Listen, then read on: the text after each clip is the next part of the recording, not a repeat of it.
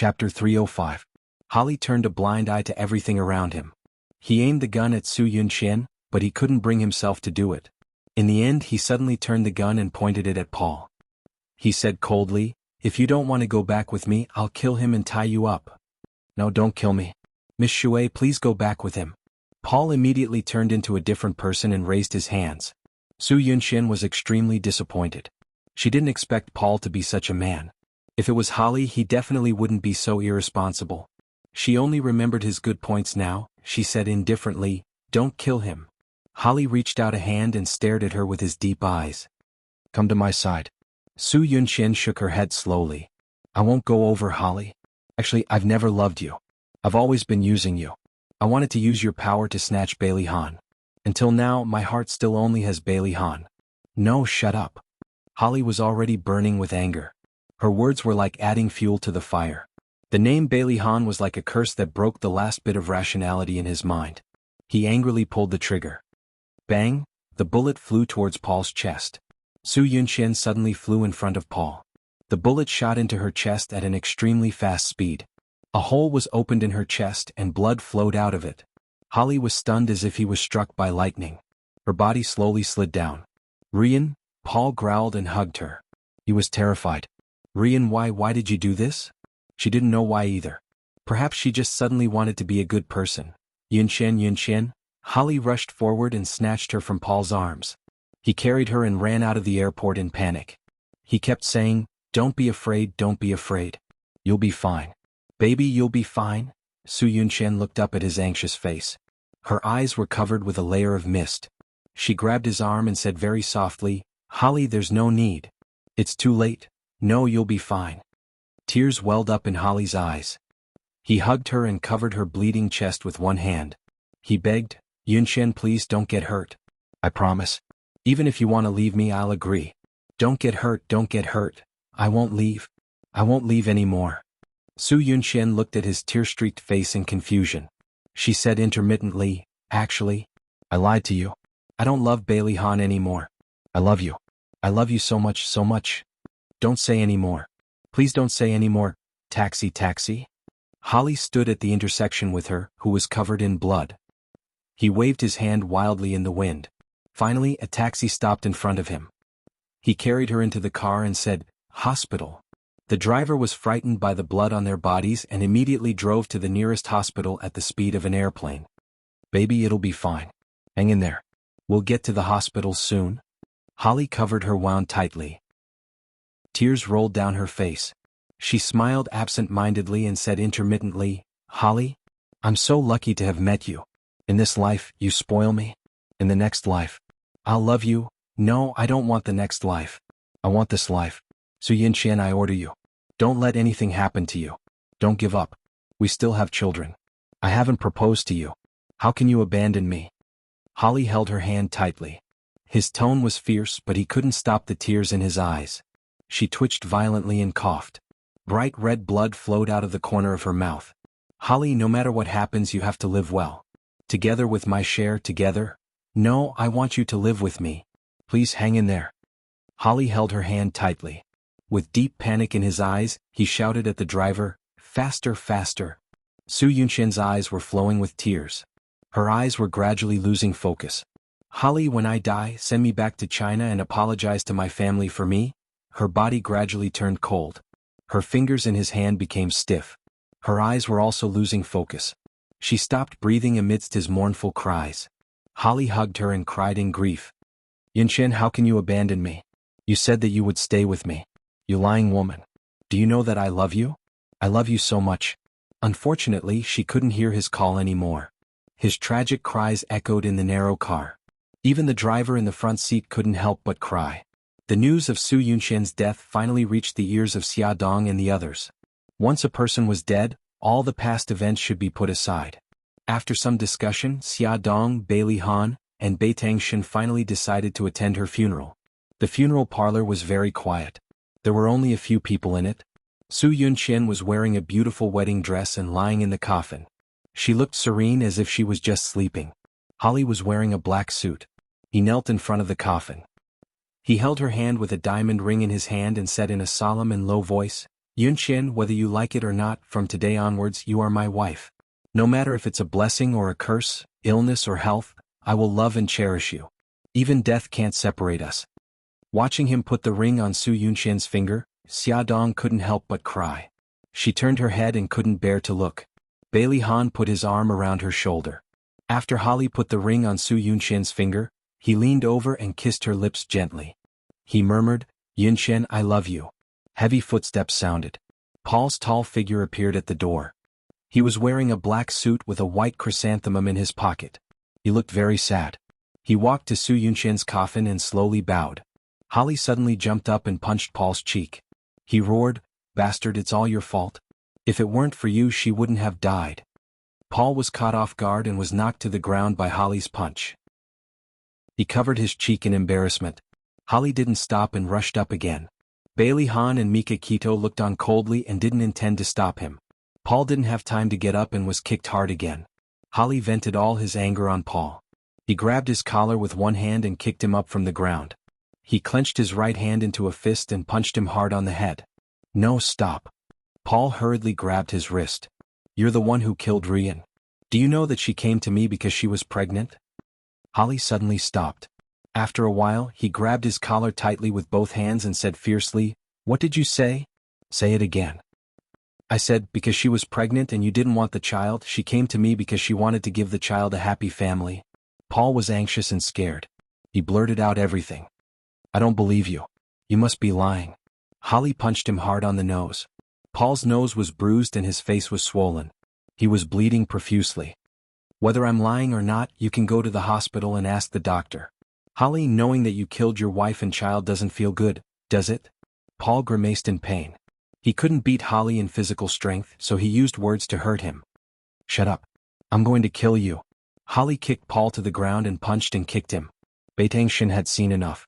He reckoned that if they were to continue fighting, Paul would become a cripple. He waved his hand and Vermilion Bird strode to Holly's back. Taking advantage of Holly not paying attention, Vermilion Bird struck the back of Holly's head.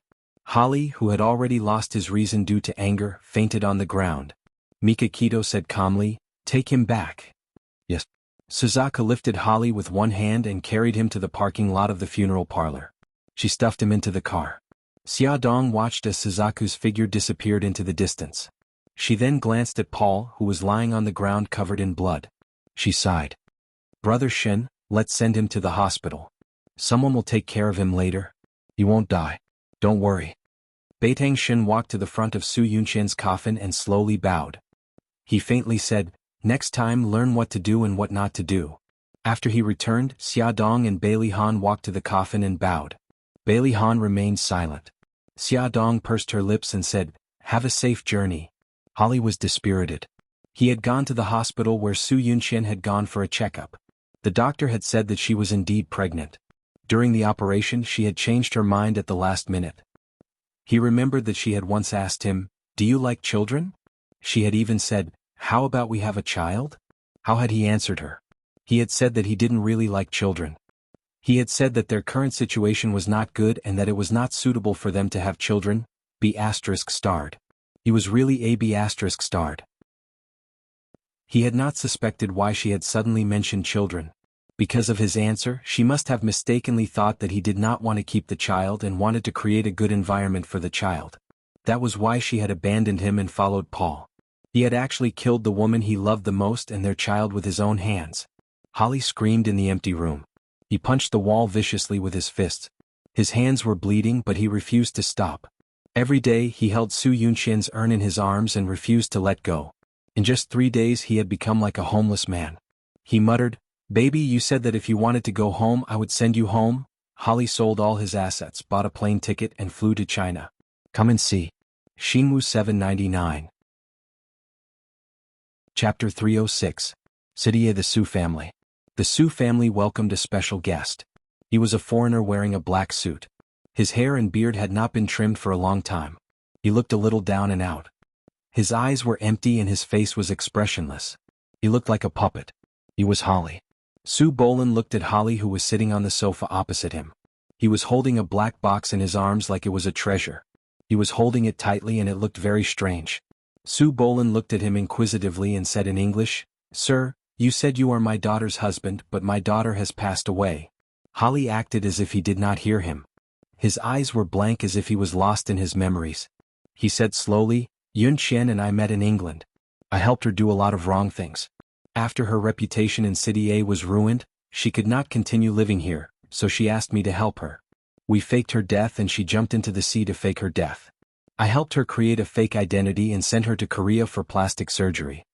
When Su Bolin heard this, he shouted excitedly, "Wait, you said my daughter is not dead. Tell me, where is she now?" Holly did not answer him. Like a robot, he said mechanically, "We did a lot of wrong things again. Later the matter was exposed. I was disinherited by my uncle and was chased out of the house. My financial situation was very poor. She never complained and always accompanied me. She was pregnant. She thought I did not want this child, so in order to protect the child and to create a good environment for the child, she planned to break up with me and be with another man." His hollow eyes gradually filled with sorrow, and his tone was also filled with sorrow. "I thought she had betrayed me. I held a gun and wanted to threaten her to return to my side. I shot at that man and she stood in front of him. It was me. I killed my wife and child." Su Bolin finally calmed down from the pain of losing his daughter. Who knew that a strange man would come to his door and tell him that his daughter was not dead? His heart was lit with hope, thinking that he could see his daughter again. However, that man quickly shattered his hope. Su Bolin was angry and sad. His finger trembled as he pointed at Holly's nose. His lips trembled, but he did not say a word for a long time. Holly expressionlessly placed the black box on the table. He slowly leaned forward and knelt in front of Su Bolin with his arms on the ground and his head on the floor. "Father-in-law, I'm here today to apologize to you. The first thing I'm sorry about is me. I'm sorry. I killed your daughter and grandson." His forehead hit the floor heavily, and it was already red and swollen. "Yun Qian asked me to apologize to you. I'm sorry that I lied to you and mother and hurt your feelings." He knocked his forehead heavily on the ground again, and the floor was already stained with blood. "The third apology is from Yun Qian and me. We're sorry that we let you and mother-in-law down." His forehead finally hit the floor and he stayed there for a long time, unwilling to get up. Tears streamed down Su Bolin's face. He held his chest with one hand and covered his eyes with the other. Tears slid down his face and rolled onto his clothes. "Honey, what's going on? Are you okay?" Mrs. Su came back from outside and saw the unusual scene in the living room. Holly did not look up. He was still kneeling on the ground like a statue. Su Bolin's shoulders trembled, and his right hand was still covering his eyes. No one answered Mrs. Su's question. She was a bit uneasy.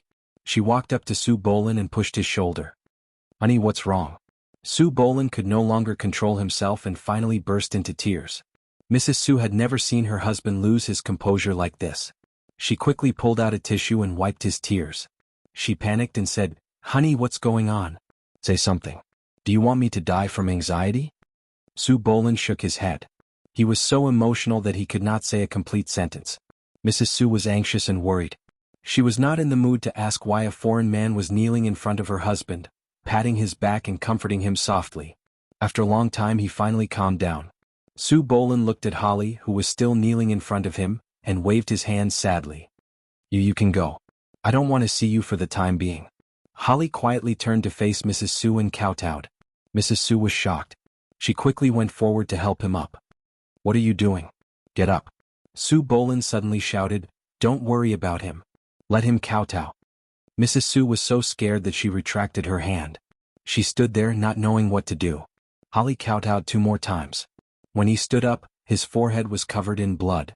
He looked at the small black box on the table, turned around and walked to the door.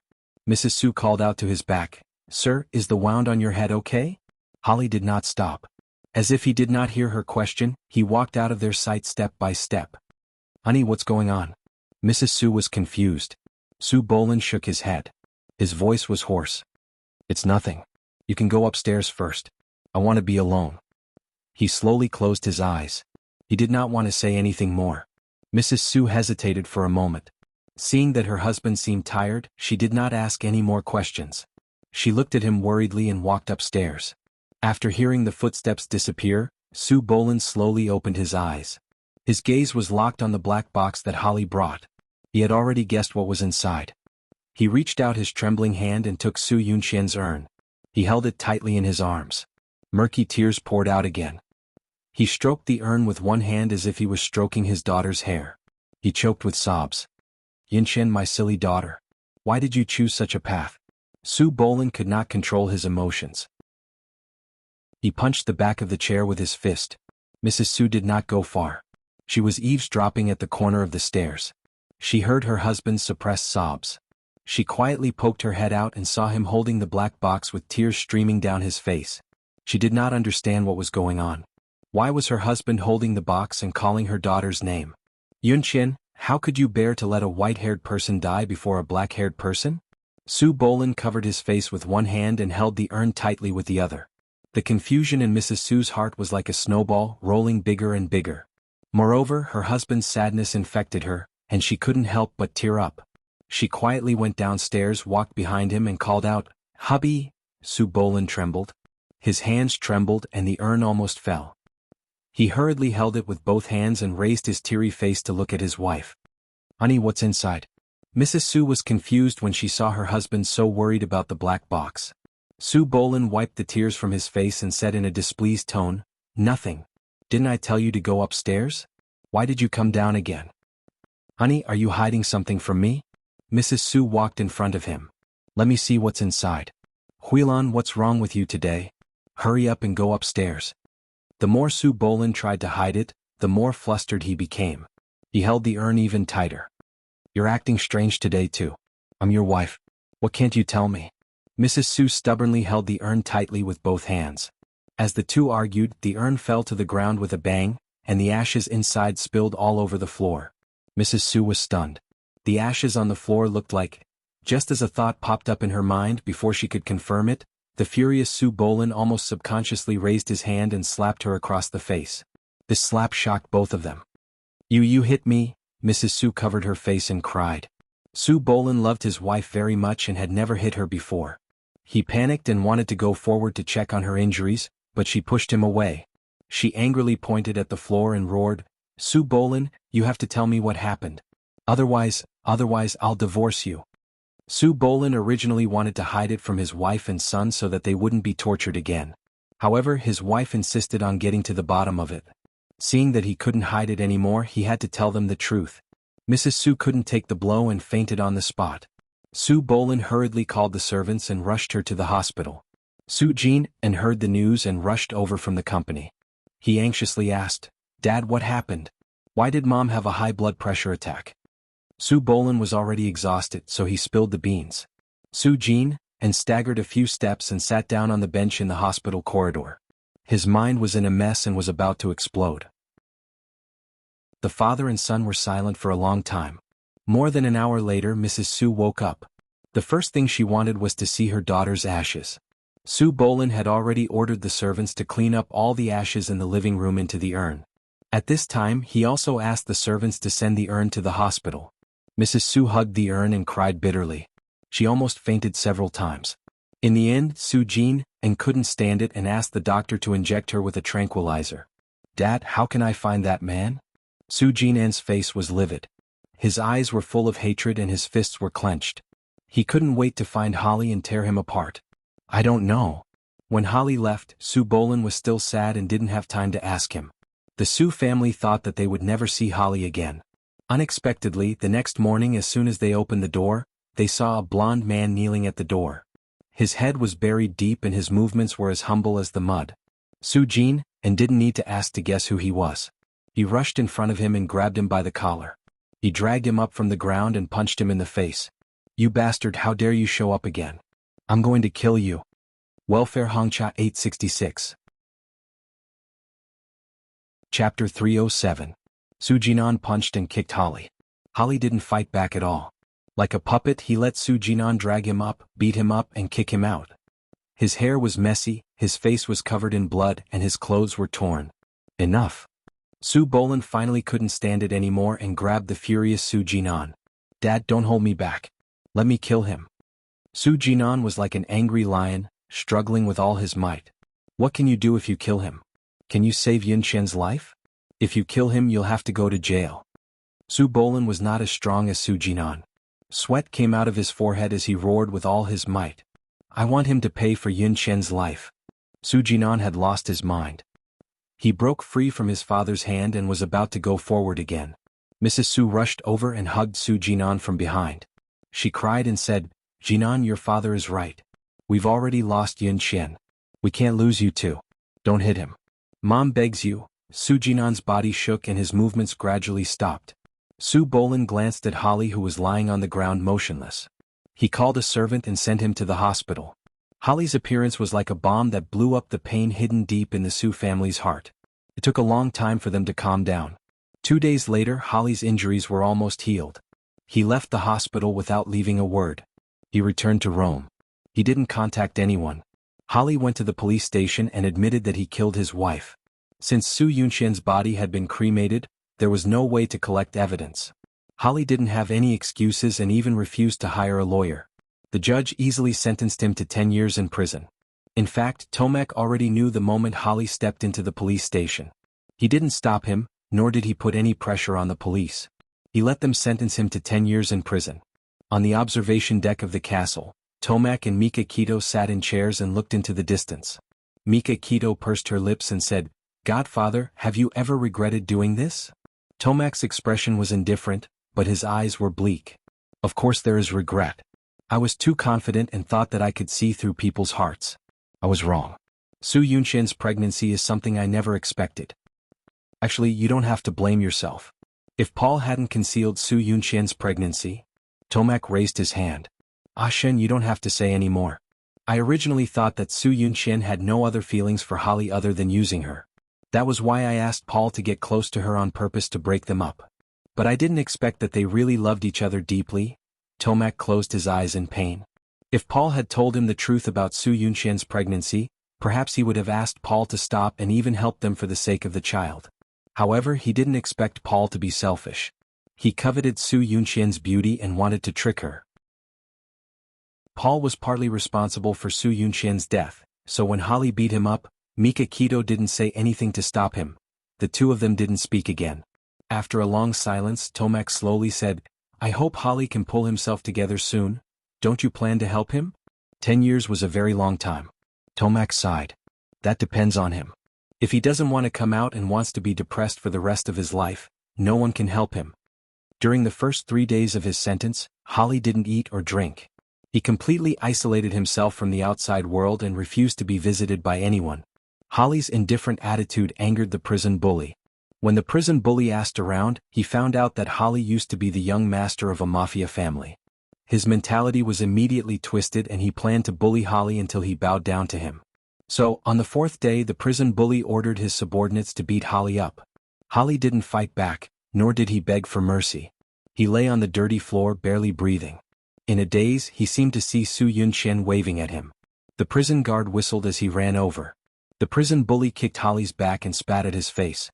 He taunted, "What kind of young master are you? You're still lying in front of me like a dead dog. Useless trash, like you should have been thrown into the trash long ago. You guys, what are you doing?" The prison bully ran over and pointed his stun baton at the prison bully and the others. The prison bully raised his hands and the others followed suit. "Officer, we didn't do anything. You guys, if you cause any more trouble, I won't let you off." The prison bully scolded them fiercely. He called his colleagues over and carried Holly out of the cell.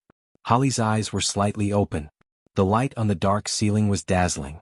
He saw Su Yunxian getting closer and closer to him. He couldn't help but move closer to her. But every time he took a step forward, she would take a step back. No matter what, he couldn't touch her. He wanted to tell her that he loved her, that he missed her, that he couldn't leave her. But no matter how hard he tried, he couldn't open his mouth. She retreated further and further with a warm smile on her face. She whispered, "Holly, no matter what happens, you have to live well. Together with my share, together with my share, together." Her frail figure gradually disappeared, but the words she said remained clearly in his mind. He slowly moved his fingers. In a daze, he saw people in white coats moving in front of him and heard their conversation. "All right, it's okay. There's still a heartbeat. The prison bully and his gang are too arrogant. They should be suppressed. Otherwise, someone will die next time." After that, his eyelids became heavier and heavier. He couldn't hold on any longer and fainted. Holly was seriously injured this time. He was bedridden for a week. After his injuries healed, he seemed to have changed into a different person. Although he still didn't speak, he was no longer depressed. He was even more indifferent. His eyes were as cold as a lake, cold and emotionless. He ate seriously, exercised seriously, and studied seriously. After a week, he defeated the prison bully and his gang by himself and became the new prison bully. A month later, Holly wrote 3 letters and sent them to Tomac, Mikakito, and Xiaodong. In the letter to Tomac, he said that after his parents passed away, he respected his uncle as if he was his biological father. He said that he was deeply sorry for letting down his uncle's expectations of him. He said that he would turn over a new leaf and become a better person. After reading the letter, Tomac's eyes were filled with tears. He contacted the prison on the same day, hoping that they could help reduce Holly's sentence. In the letter to Mikakito there were only 2 short sentences. Ashin, I used to treat you as a brother. Are you still willing to treat me as a brother? Mikakito didn't reply to him. The letter to Xiaodong was the one Holly spent the most time on. He wrote a few sentences but felt unsatisfied. He tore it up and rewrote it several times before he could finish it. Xia, I hope that after all that has happened you won't mind me calling you that. The first time I saw you it was very cold. You were wearing a white cashmere coat and a woolen hat with 2 pom-poms hanging down. You had a bright smile like the sun shining into the castle. At that time I thought that I liked this girl with a clean smile and I wanted to protect her. Later I wanted too many things and I felt the pressure from Ashin. He was very outstanding and compared to him I was like a piece of trash. I felt that I couldn't raise my head in front of him, and I was getting less and less valued by my uncle. I hated this feeling. 2 years ago, I overheard a conversation between my uncle and Ashin. I knew that my uncle was very dissatisfied with me and wanted to let Ashin take care of the family. I was angry and decided to take back what was mine. Since then I have done many things to hurt Ashin. I knew that Ashin cared about you, so I didn't hesitate to use you to hurt him. I've long been blinded by my anger and desire to protect you. I've even forgotten the promise I made to protect you. Xia, I don't expect you to forgive me. I just want to tell you that I really feel very guilty. If I had the chance to do it all over again I would never hurt you again. I promised Xiao Guai that I would go to the hospital to visit her. Now I have to go back on my word. Please tell her that I love her. I have always wanted to have a daughter as cute as her. Also, I want to apologize to you on behalf of Yun Xian. I'm sorry. Holly, thank you. Xiaodong sobbed after reading the letter. Her tears had already soaked the letter. Bailey Han held her tightly in his arms. If you want to see him, we can go visit him. 2 days later their request for a visit was answered. Holly was willing to see them. They sat across from each other through the glass, each holding a walkie-talkie in their hands. Holly had lost a lot of weight. He looked at Xiaodong with a sincere smile on his lips. Xia, I didn't expect that you would be willing to see me. Xiaodong felt a lump in her throat. She smiled. Holly, Xiao Guai asked me to tell you that Ashin is her number 1 godfather. You are her number 2 godfather. She also said that if you don't want to, she will ignore you. Holly's eyes sparkled. He smiled and said, I'm willing. Although it's only number 2, I'm willing. Xiaodong stared into his eyes and said slowly, Holly, the harm you have caused to our family is a foregone conclusion. I will not forgive you. Holly's expression darkened. He laughed self-deprecatingly. I know. I'm really sorry. So, Xiaodong continued, I want to punish you. I want you to be my older brother for the rest of your life. You want to protect me and love me. Holly was slightly stunned. His eyes quickly filled with surprise. He almost jumped up and said, I accept the punishment. Xiaodong saw that he was as surprised as a child and smiled. Holly, Ashin asked me to tell you something. Holly looked at her nervously. What is it? A powerful novel.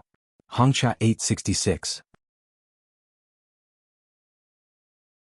Chapter 308. Xiaodong said slowly, Brother Shin said that he'll only forgive you this once. Holly was stunned. What does that mean? Xiaodong laughed and scolded, Idiot, it means that he forgives you but only this once. If there's a next time he'll chop you to death with a knife.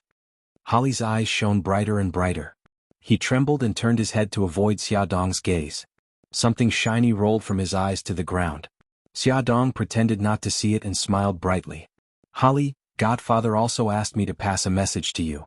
Perform well and strive for a reduction in your sentence. Come out soon. Our whole family is waiting for you. Holly rubbed his nose and said in a hoarse voice, I will, Xia. Help me take care of Uncle. Okay. Holly performed very well in prison.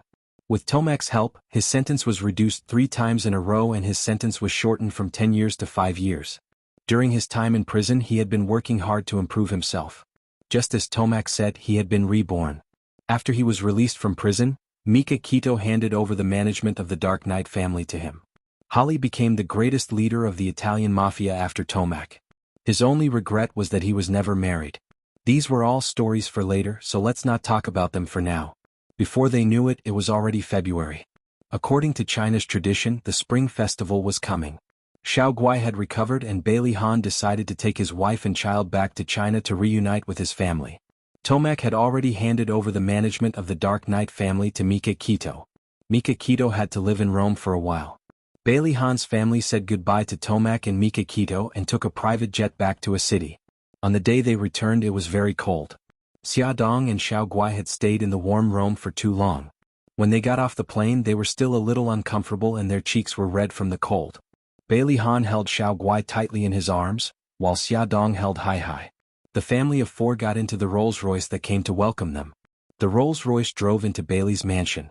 The butler and the servants stood in 2 rows at the gate and bowed respectfully. "Welcome home, young master and madam." Hearing the uniform greeting, "Old Madam," by Jinxiu, and the others had already rushed to the door of the living room. Old Madam's eyes were red and she said excitedly, "It's good that you're back, it's good that you're back." Xiao Yi and Xiao Bao stood beside Old Madam with their hands behind their backs like adults. They suppressed their joy and let the adults have the right to speak first. "Grandma Mom," Bailey Han put Xiao Guai on the ground and walked forward to hug Old Madam. "Grandma, we're back." Okay, Old Madam choked with sobs. Xia, come in. Don't catch a cold." Bai Jinxiu returned to China with her 2 little grandsons after taking care of Xia Dong in Rome. During her time in Rome, the relationship between her mother-in-law and daughter-in-law was very harmonious. She reached out and hugged Hai Hai in Xia Dong's arms. "Let me see. Little Hai Hai has grown so big." "Great-grandma, don't be sad. We're all back. You should be happy." Xiao Guai raised her pink little face and tugged at Old Madam's fingers. Yes, Giga is right. We should be happy." Old Madam smiled and wiped the corners of her eyes. She bent down and touched Xiao Guai's soft hair and smiled kindly. "We haven't seen each other for more than half a year. Our Xiao Guai has grown prettier." Xiao Guai smiled brightly. Xiao Yi and Xiao Bao ran to her side and grabbed her little hands. Xiao Yi raised her little face and said, "Great-grandma, Gigai's hands are so cold. Let's take her to the fireplace to warm her up." "Okay, go quickly. Don't freeze." Old Madam knew that the 3 little guys must have a lot to talk about, so she smiled and waved her hand. The 3 little guys were sitting on the thick carpet in front of the fireplace, chatting happily and laughing from time to time. The 4 adults were sitting on the sofa not far behind them, talking about the recent events at home. The atmosphere was warm and harmonious. "Big brother, sister-in-law, you're finally back." Boo-hoo. Knowing that Bailey Han and the others were back, Bailey Jing got off work early. As soon as she stepped into the living room, she ran to Bailey Han to complain. "Xiao Jing, you're already a big girl. Why are you still so unruly?" Bailey Han grabbed Bailey Jing's collar and pulled her off him, moving her to the sofa next to him. Bailey Jing's beautiful face scrunched up and she complained tearfully, "Half a year. It's been more than half a year. Big brother, if you didn't come back, I would have been driven to death by those old men on the board of directors." Bailey Han raised his eyebrows in amusement. "Didn't you do well? I heard from Lu Zihao that you even negotiated a joint venture last month." Bailey Jing raised her finger and complained one by one, "What's the use of just negotiating a joint venture? Those old men on the board of directors always use the excuse that I'm too inexperienced and too young to impeach me and kick me out. Also, they criticize me for coming to work too late and leaving too early. Hey, I'm only 10 minutes late and left 5 minutes early. Is there a need to criticize me like this? No matter what, I'm still the acting CEO. Also, they say that my clothes are too unconventional and not suitable for the company's atmosphere. Look, how am I unconventional? Do they have to force me to dress like a 50-year-old old woman?" She stood up and struck a pose for Bailey Han and Xia Dong to see. Only then did Xia Dong notice that Bailey Jing was wearing a red low-cut woolen sweater, a knee-length black leather skirt, and a pair of 10-centimeter high leather boots. With her wavy hair, she looked very charming and charming. Bailey Han obviously noticed it too and his face darkened. "You're not allowed to wear clothes with such a low neckline." Bailey Jing snorted. "But everyone says that I look very beautiful dressed like this. Also, I don't have a boss who specifically threw a pen on the ground and asked me to pick it up. Why can't I wear this?" Xiaodong couldn't help but laugh. A boss who threw a pen on the ground and asked his sexy female subordinate to pick it up.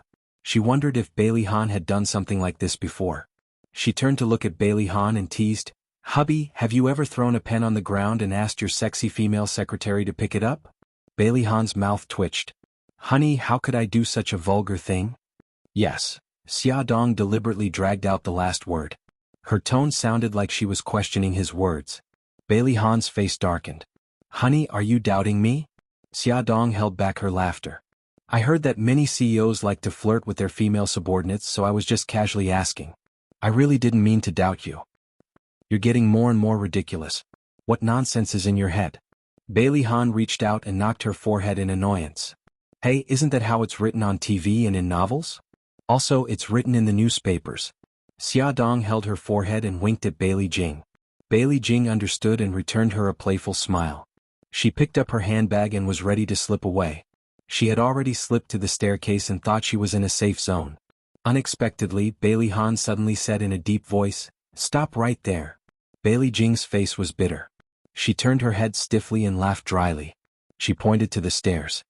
"Big brother, I won't disturb you flirting with sister-in-law. I'll go upstairs first." Bailey Han's mouth twitched.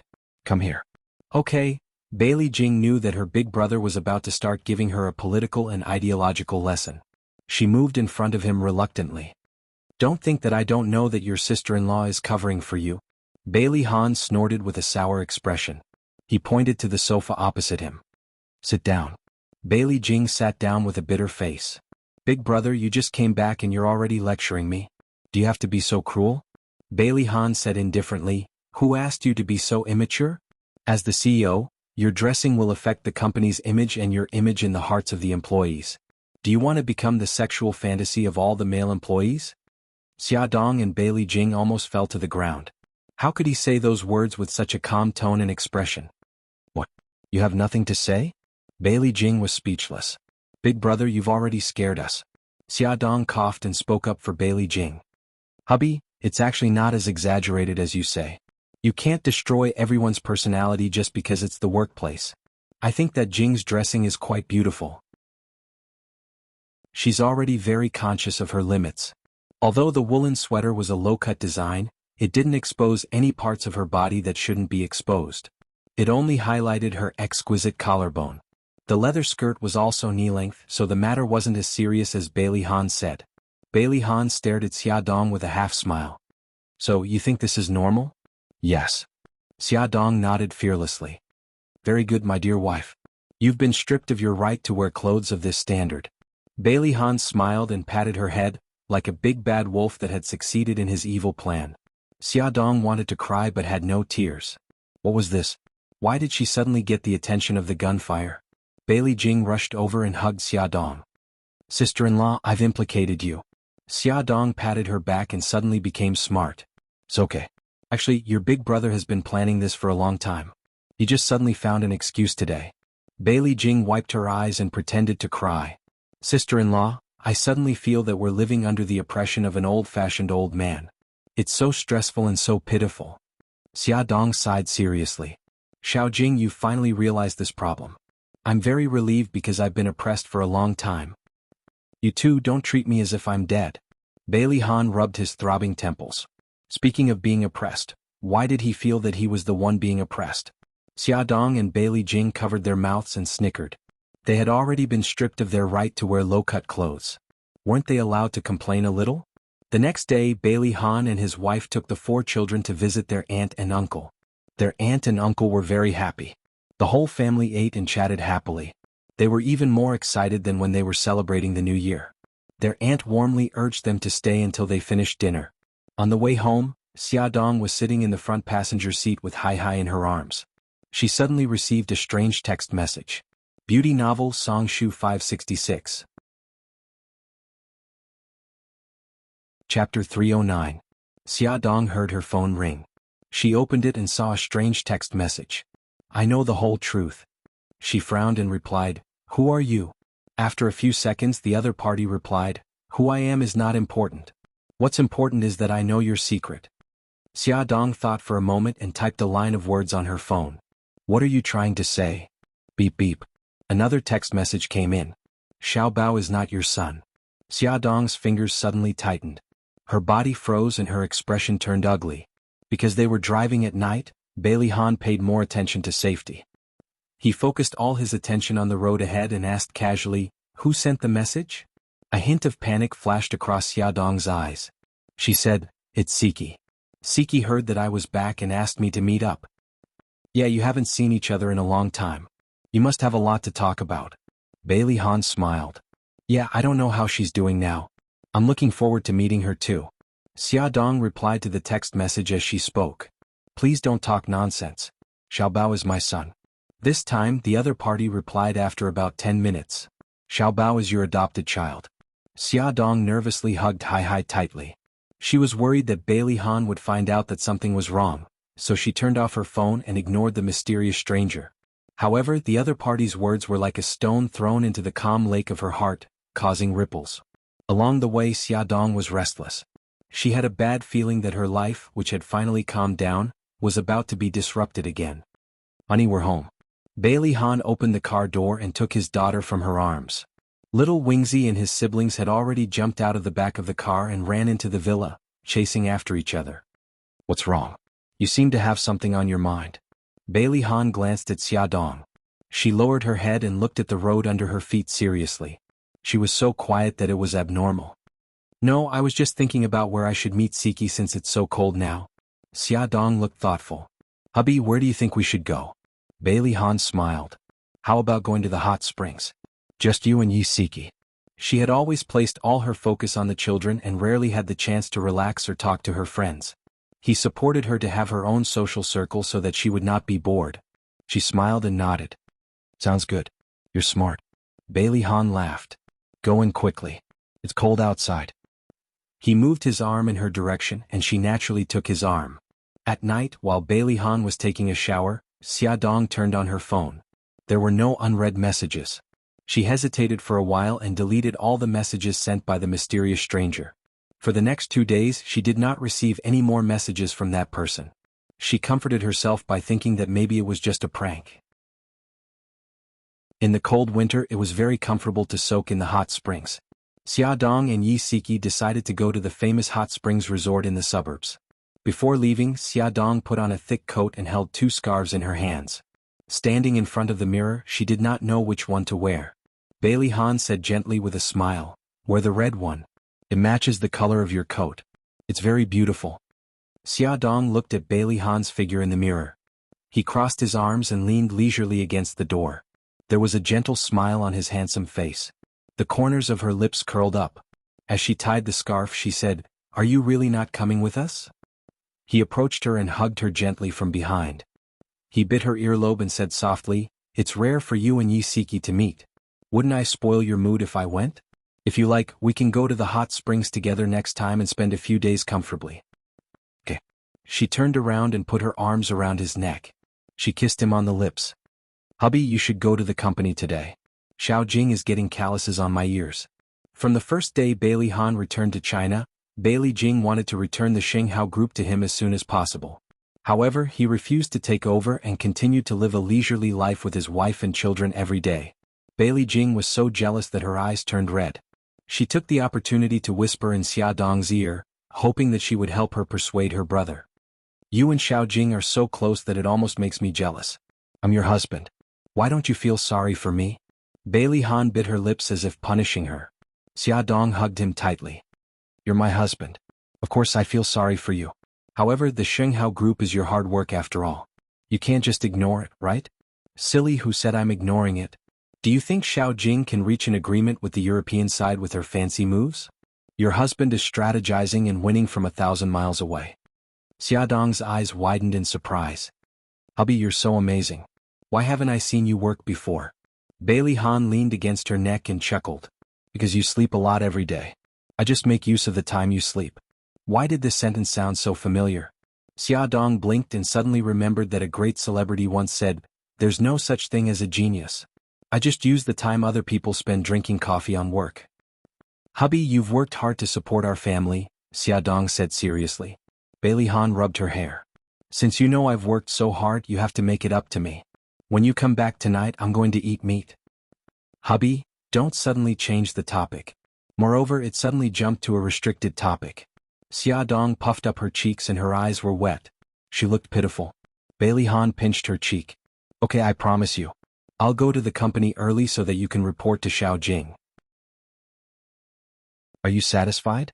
Yes, yes, she nodded and inadvertently glanced at the clock. She exclaimed, oh no, it's getting late. I'm going to be late. Don't worry. Yisiki won't mind. No, I can't. We agreed to meet at the cafe, and then we'll go to the resort together in my car. She'll get anxious if we wait too long. Xia Dong hurriedly picked up his handbag and stuffed his phone, wallet, and other belongings into it. I'll ask Old Chin to drive you there. Before you finish, call Old Chin in advance and ask him to pick you up. Bailey Han grabbed her arm and stopped her from leaving in a hurry. He held her hand and went downstairs. Then he called the chauffeur and gave him a few instructions. Hubby, I'm leaving. Okay, have fun. Call me if anything happens. Bailey Han helped her adjust her scarf and then opened the car door for her. Go in quickly. It's too cold outside. Xia Dong rolled down the window and waved at Bailey Han. Bailey Han casually put his hands in his trouser pockets. He watched the car drive out of the gate of the manor before he turned around and went back. The car stopped outside the cafe. Xia Dong asked Old Chin to wait in the car. She walked into the cafe to look for Yisiki. When she saw Yisiki, she was shocked. Yezi, is this still you? Yisiki stood up and looked at her with a smile. Of course it's me. Come here and let me give you a hug. Xia Dong approached her and gave her a bear hug. She couldn't help but touch her short hair. Why did you cut your hair? You even put on makeup and wore such beautiful clothes. I almost couldn't recognize you. Yisiki smiled and said, only you can become prettier, but I can't. Xia Dong looked her up and down. Not only did you become prettier, but you also lost a lot of weight. Did you lose weight? The smile on Yisiki's face faded and there was an imperceptible sadness between her brows. Let's not talk about it. Let's hurry up and go. We can talk about it when we soak in the hot spring. That's true. Anyway, we have a whole day today. Xia Dong smiled and held her hand. Old Chin drove them to the hot spring resort in the suburbs. Bailey Han had already booked a room for them. The waiter led them to change their clothes and they entered a semi-enclosed bathroom. The pool was steaming hot and foggy. There were some grotesquely shaped rockery beside the pool. A screen with classic China landscape paintings surrounded the pool.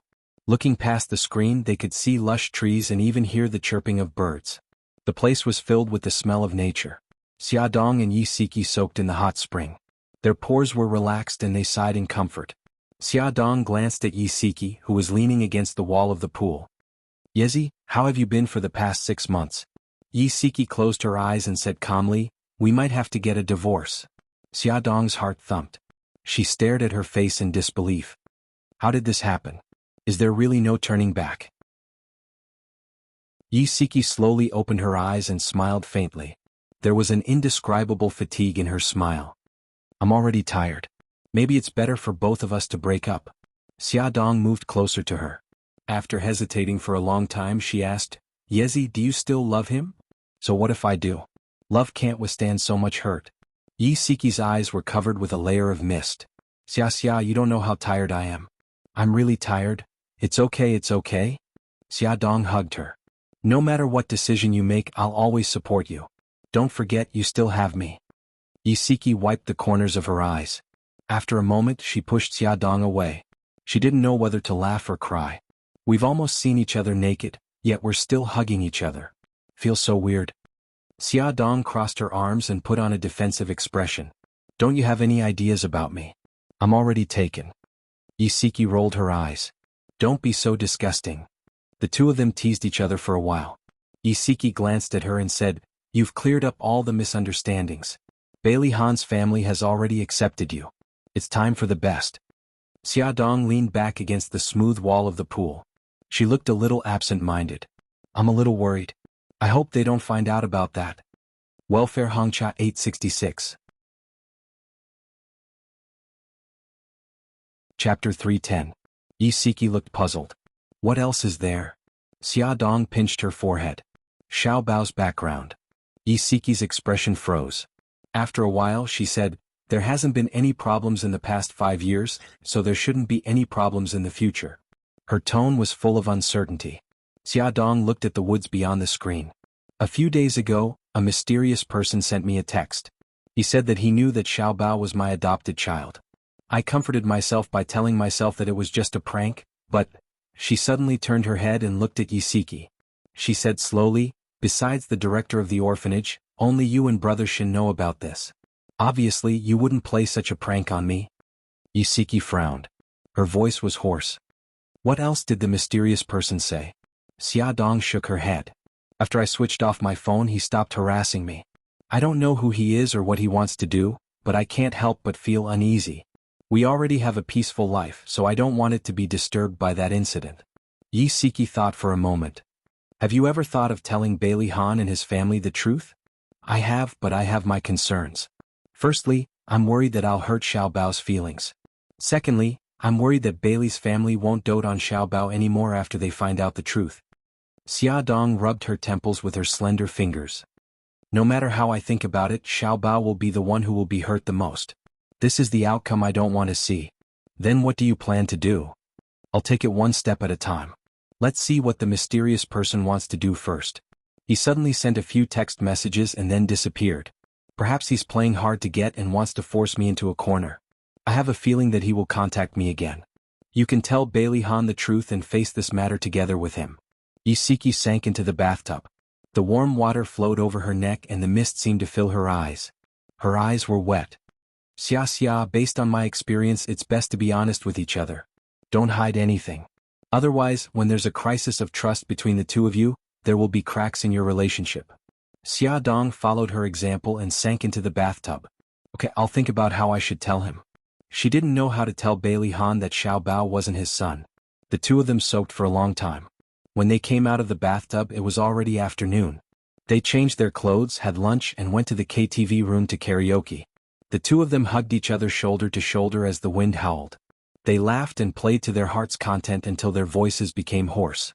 Only then did they collapse on the sofa and burst out laughing, venting all the pressure and worries that had accumulated in their hearts. The two of them walked out of the KTV room with their arms around each other's shoulders. They couldn't contain their excitement as they danced around, attracting a lot of attention. Among them, there was a pair of gays who had their arms around each other's shoulders. They walked towards them about 10 meters away and looked at them passionately as if they had seen their own kind. Xia Dong poked Yisiki with her finger and laughed sinisterly. Yezi, look at that pair. They're looking at us with such passionate eyes. They must think that we're a couple too. Yisiki turned to glance at them and commented in a serious tone, the top one is tall and the bottom one is delicate and charming. They're a good match. Xia Dong waved at the two of them. Hey, I wish you both happiness. The bottom was so touched that tears welled up in his eyes. He waved back. I wish you both happiness too. Yisiki grinned from ear to ear. Thank you. The two of them nodded at each other and walked past each other. The onlookers shook their heads. What a pity. Such a beautiful woman and such a handsome man. How could they be gay? After walking some distance, the two of them hid in the corridor and laughed.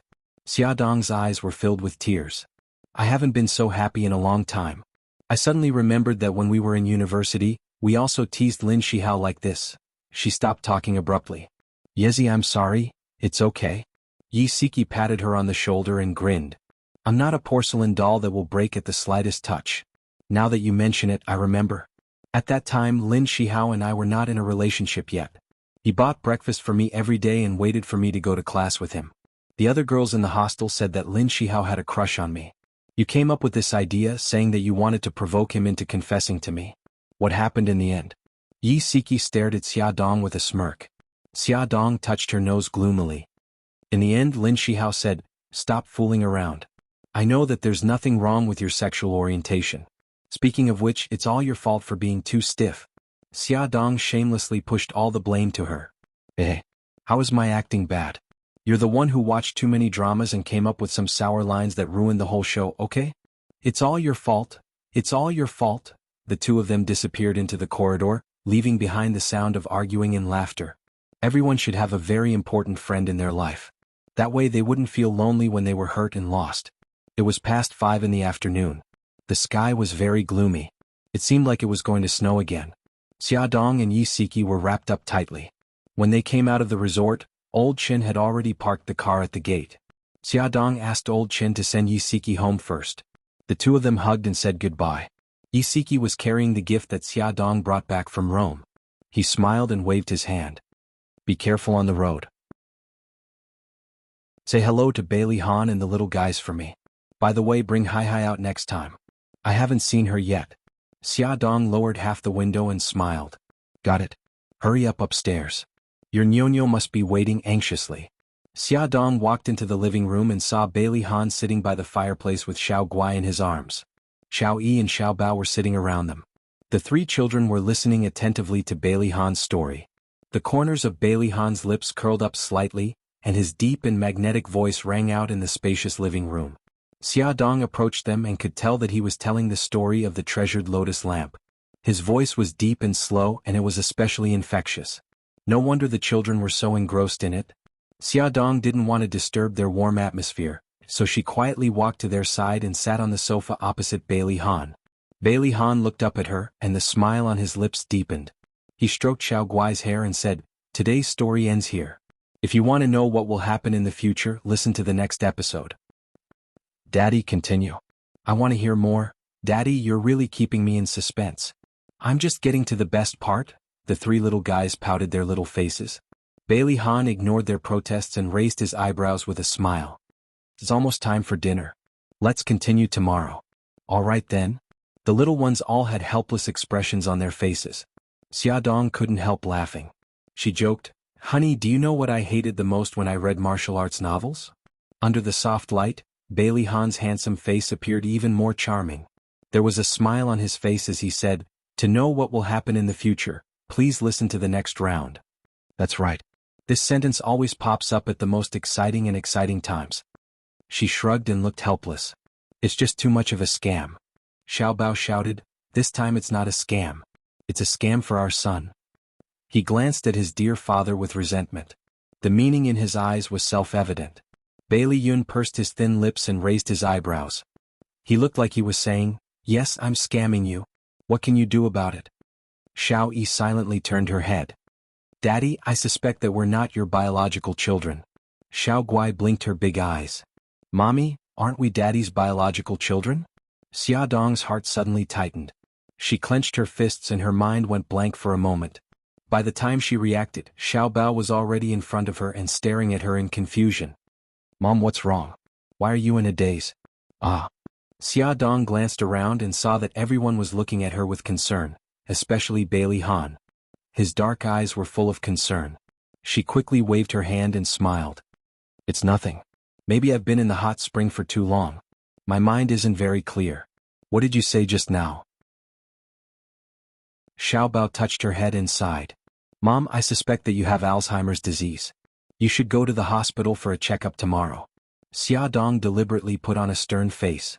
She pinched Xiao Bao's pink cheeks with both hands and kneaded them like dough. "Little rascal, how dare you laugh at me?" Xiao Bao's pink face was distorted by the kneading. She cried out with tears in her eyes, "Ah, Dad, save me. Mom is domestic violence. Son, I can't help you." Bailey Han coughed and stood firmly on his wife's side. He gave his son a look that said, "Good luck to you." Xiao Yi reached out and covered Xiao Guai's round eyes. She whispered, "It's so violent. It's not suitable for minors to watch." Xiao Guai cried out in surprise. "Hey brothery, you're underage too. You should cover your eyes too. Hey you guys. Do you still have any humanity left in you? How could you just stand by and watch as Mom tragically kills me?" Xiao Yi said seriously. "You're wrong. How could we just stand by and watch as Mommy tortures you? We've already closed our eyes." Xiao Bao blinked his big watery eyes pitifully. "Boo. I can't live like this anymore. I want to run away from home." All right. I'm just teasing you." Xiaodong held his little face and said with a smile, "Come, let Mommy give you a kiss. You'll get better soon." "No." Xiao Bao turned his head away arrogantly and raised his little chin. "Don't be angry, my good son." Xiaodong rubbed his soft hair. Her eyes were filled with warmth and love, but there was also a trace of undetectable sadness. This was the child she had raised for 5 years. Although he was not her biological child, she treated him like one. If it were not for that text message, she would have almost forgotten that Xiao Bao was a child she adopted from an orphanage. Attention Hongcha 866. Chapter 311. In the bedroom, the soft light shone down on Xiaodong's body, outlining a warm curve. She sat sideways at the head of the bed with her head slightly lowered. She was holding something in her hand and flipping it slowly. There was a peaceful smile on her face. He couldn't bear to disturb the beautiful peace. Xiaodong felt the mattress beside her sink. Bailey Han's tall and straight body was very close to her, and the faint scent of lemon-scented shower gel wafted into her nose. "Honey, what are you looking at?" He hugged her from the side and she leaned against his chest. "Do you want to see pictures of Xiao Bao and Xiao Guai when they were young?" She adjusted her position and placed the album on his lap. Bailey Han's gaze fell on the album. The album was very beautifully made, and it was the first time he had seen the pictures inside. There were pictures of the children at various ages. There was a picture of them when they were 6 months old. The 2 pink Xiao Bao babies were placed in a wooden basin, and their 2 pairs of small hands were tightly grasping the sides of the basin. Their 2 pairs of beautiful big eyes were staring in front of them with a surprised expression. Xiaodong pointed at the picture and laughed. "Brother Shin took this picture for them. At that time, I took the rattle and shook it in front of them to attract their attention." There was a picture of Xiao Guai when they were 1 year old. She was wearing a beautiful little dress and cute cat ears on her head. Xiao Bao was wearing a small short-sleeved shirt and shorts, and he was wearing silly brown bear ears on his head. The 2 babies stood facing each other. Xiao Bao was holding a bunch of wild grass flowers in his hand, and he handed it to Xiao Guai. Xiao Guai tilted her head and looked at him with a thoughtful expression, as if she didn't understand why her brother would give her flowers. Xiaodong leaned into Bailey Han's arms and laughed. "Honey, look at them. Aren't they very cute?" Bailey Han stroked her hair and his eyes were filled with love. "It seems that I have missed a lot of good times." She looked up at him. "It's okay. I have already recorded all the good times for you." She kissed his sharp chin and jumped down from his arms. "Wait for me, I'll get something for you." She wore slippers and hopped into the storage room. Her back was full of energy like a cheerful little rabbit. Bailey Han raised his eyebrows in amusement and continued to admire the album. The more he looked at the album, the more Mika Kito appeared. Almost half of the photos were taken with him, Xiaodong and the children. His gaze deepened. Through the photos he saw the warmth of Mika Kito and Xiaodong. There was something called jealousy brewing in his heart. "Hubby," Xiaodong suddenly ran to his side and hugged his neck from behind. She leaned against his back and held something in her hand in front of him. It was a CD. "This is the video that Brother Shin took for us every year for our children's birthdays. I'll play it for you." She smiled. He pursed his lips and slowly said, "Okay." Xiaodong ran to the TV with the CD and put it on the DVD player. Soon, the video appeared on the LCD wall-mounted TV. There were a total of 4 birthdays and a total of 1.5 hours of editing. It was like a romantic fairy tale. There were cute princesses and princes, beautiful queens and handsome knights. It was a pity that there was no handsome king. Seeing how close Mika Kito and Xiaodong were, the smile in Bailey Han's eyes faded and the corners of his lips tightened. Xiaodong looked back at the past few years with the video and felt depressed. She didn't know if Xiao Bao would still be willing to be her son after knowing the truth. Bailey Han was so jealous that he didn't notice Xiaodong's abnormal mood. He suddenly reached for the remote control and turned off the TV. He pulled her into his arms, lifted her chin and kissed her lips.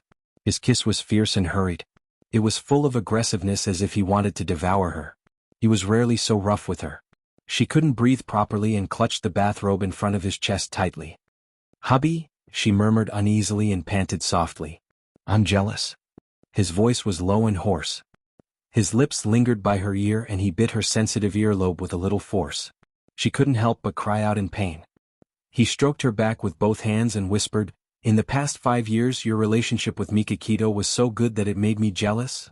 He bluntly complained about his dissatisfaction. He quickly took off the bathrobe on her and suddenly pressed her under his body. His eyes were terrifyingly dark. She shrank her shoulders. She didn't expect him to suddenly mention Mika Kito. She bit her lips in grievance and her eyes were hazy with tears. Her voice was mixed with a trace of gentleness. "I only treated him as an older brother. You said that you would understand. I can't understand it now." Bailey Han forcefully kissed her lips and his hands were on fire all over her body. If it was said that before he saw these photos and videos he was 100% jealous of Beidang Shin, then now his jealousy towards him had reached 200%. He hated that he had lost his memory for 5 years and that she had been able to leave him for 5 years. As a result, Mika Kito had played an important role in her and their child's lives. He hated that he had been absent from their lives for 5 years. When she needed support and help the most, he couldn't be by her side. Xia Dong hugged this irritable man who seemed to be in puberty. She tried to use her gentleness to defuse his sudden anger. She hooked her arms around his neck and raised her head. Her soft lips kissed his chin and then wandered around his face, the corner of his lips, the high bridge of his nose, his full forehead, and finally the tip of his cold ear. She stuck out the tip of her tongue and gently licked it. His body suddenly trembled. His clear black and white eyes stared into her eyes. The corners of her eyes were full of smiles. She said softly, "Hubby, no matter what happened in the past, the one who is by my side now is you. In the future, only you will be by my side." His eyes were instantly overflowing with color. Under the soft light, his face was unbelievably beautiful. His brows were slightly furrowed and the veins on his forehead popped out. His face was flushed and it seemed that he had been holding back for a long time. His voice had a unique magnetism. "In the future, only me." His tone was firm and domineering. There was no room for discussion.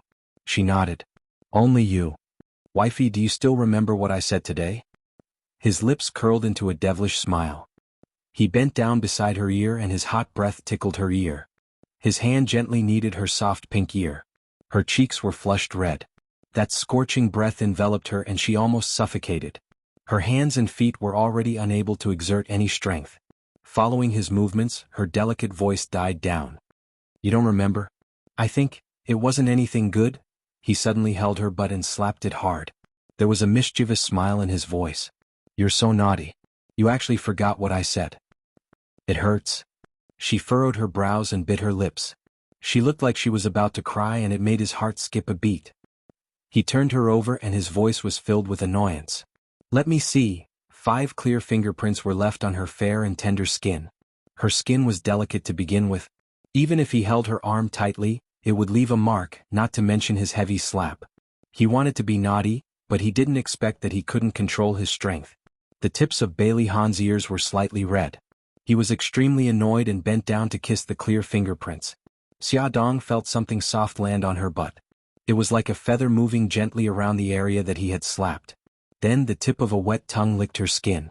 She was so shocked that her back arched slightly. "Hubby, don't." She shyly moved her body, but his palm held her down tightly. He kissed her back slowly and a numb feeling instantly rose from the bottom of her feet to the top of her head. Her body trembled violently and her heart felt like it was about to explode. Unknowingly, he was already leaning on her back. His hot lips were against her ear and his voice was filled with unbearable desire. "Wifey, do you remember what I said today?" "Boo-hoo. I remember." She had reason to believe that if she didn't surrender, he would torture her until she knelt down and begged for mercy. "What did I say?" He blew hot air into her ear. Her body trembled and her voice was intermittent. You want to eat meat? That's a good girl?" He kissed the tip of her red ear. That night, Bailey Han, who had endured for nearly half a year, finally got what he wanted. He ate a lot of meat. After eating the meat, he carried the unconscious Xia Dong into the bathroom and cleaned her up. Then, he held her in his arms and fell into a deep sleep with a satisfied expression on his face. The next day after Xia Dong woke up, she habitually touched the spot beside her. It was empty and a little cold. Bailey Han must have been awake for a long time. Inexplicably, she felt a little disappointed. She hugged the blanket and sat up from the bed. Her legs were sore. Thinking about their wild behavior last night, she couldn't help but blush and her heart beat faster. She covered her head with the blanket tightly. Beep beep. Her phone rang. Xia Dong picked it up from the bedside table. It turned out to be a message from Bailey Han. "Little lazy cat, are you awake? I saw that you were sleeping so soundly this morning, so I couldn't bear to wake you up. Gigai, rest at home. I'll be back early tonight." Xia Dong laughed foolishly and replied, "Is it convenient now?" At that moment, Bailey Han was sitting in the meeting room facing all kinds of accusations from the group of old men on the board of directors. They blamed him for affecting the company's normal operations for personal matters, for letting the inexperienced Bailey Jing manage the company, and for affecting the company's performance and so on. Don't ask him why he sent a message at this time. It was because he felt that facing this group of old antiques was very boring. Also, his wife should have woken up by now. His phone vibrated with a message notification. Bailey Han glanced indifferently at a certain old antique, who was still talking non-stop and replied calmly, "It's convenient." After replying, he put the phone down on the table and suddenly interrupted Old Antique. His expression was solemn as he said in a heavy voice, "As far as I know, during the time that Bailey Jing has been managing the company's performance has risen by 3 points. The company's operations in all aspects are going well. If you're willing to look through the information in your hands, you'll understand that what I'm saying is true." There was the sound of awkward coughing in the meeting room, as well as the sound of someone flipping through information and a very discordant ringtone. "Wifey is calling, wifey is calling." The group of people almost banged their heads on the table. Under their strange gazes, Bailey Han calmly answered the phone and said softly, "Wait a minute." He raised his head and swept his gaze over the people in the meeting room. His gentle voice instantly turned cold. "Today's meeting is over." He abruptly got up, pushed his chair back and strode out of the room. His voice was gentle again. "Wifey, have you had breakfast?" He hadn't deliberately lowered his voice so everyone in the meeting room heard him. Everyone's expressions became very interesting. Lu Zihao very calmly helped his boss tidy up the information on the table. Before he walked out of the meeting room, he gently and kindly reminded everyone who was already petrified, "Everyone, the meeting is over." On the other side, Xia Dong scratched her head with a puzzled expression. "Just now, I think I heard you say something about a meeting. Did I interrupt your meeting?" "No, I have to thank you for saving me from that boring meeting." Bailey Han sat on the sofa with his legs crossed and his body stretched out. He had a cheerful expression on his face and the corners of his lips curled up. "Actually, it's nothing." Xia Dong's slender fingers clutched the corner of the blanket as she stammered, It's just that what?" Bailey Han asked, the smile on his handsome face growing gentler. Xia Dong felt like she was going to throw caution to the wind. She gritted her teeth and said stiffly, "It's just that I'm not used to not seeing you when I wake up in the morning."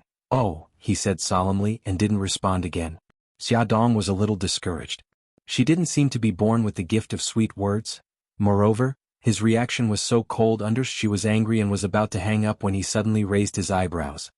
"That's it? I thought you would say that you missed me and couldn't bear to part with me." Her eyes widened. After a while she said softly, "Just take it that I meant it." "How can I take it that way? Since you missed me, then tell me. I want to hear it from you personally." Bailey Han's gentle voice had a hint of bewitchment. All right, it wasn't like she hadn't said it before. She would just tell him. Fortunately, he couldn't see her blushing face. She was relieved. She lay on the bed and rolled around. "Hubby, I missed you." "I missed you too." His eyes were full of smiles. He seemed to have thought of something as his lips curled into a mischievous smile. "There's an ointment in the drawer on the right." "What is it for?" "The wound on your butt." His words were concise, but she blushed. Her mind couldn't help but think of some scenes that made her blush and her heart race. She knocked on her forehead to stop herself from letting her imagination run wild. She quickly found an excuse to hang up the phone. "I'm hungry. I'm going to eat first. Bye-bye." He chuckled. "Okay." Xia Dong came out of the bathroom after washing up. When she heard the sound of a message on her phone, she thought it was from Bailey Han again. She quickly took out her phone to check, but she didn't expect to see a message from a stranger. The content of the message made her face turn pale. "I'm Xiao Bao's biological mother. Awesome novel, Hongcha 866. Chapter 312.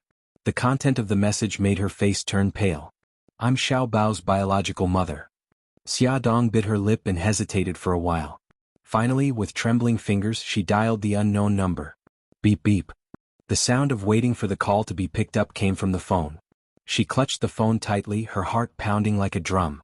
She was so nervous that her back was sweating. Click. The call was rejected.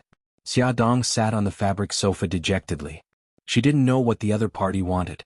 She was typing a message, but before she could choose to send it, the other party had already sent a message. "After the spring festival, I'm going back to my son." It seemed that the other party didn't want to talk to her directly and only wanted to communicate through text messages.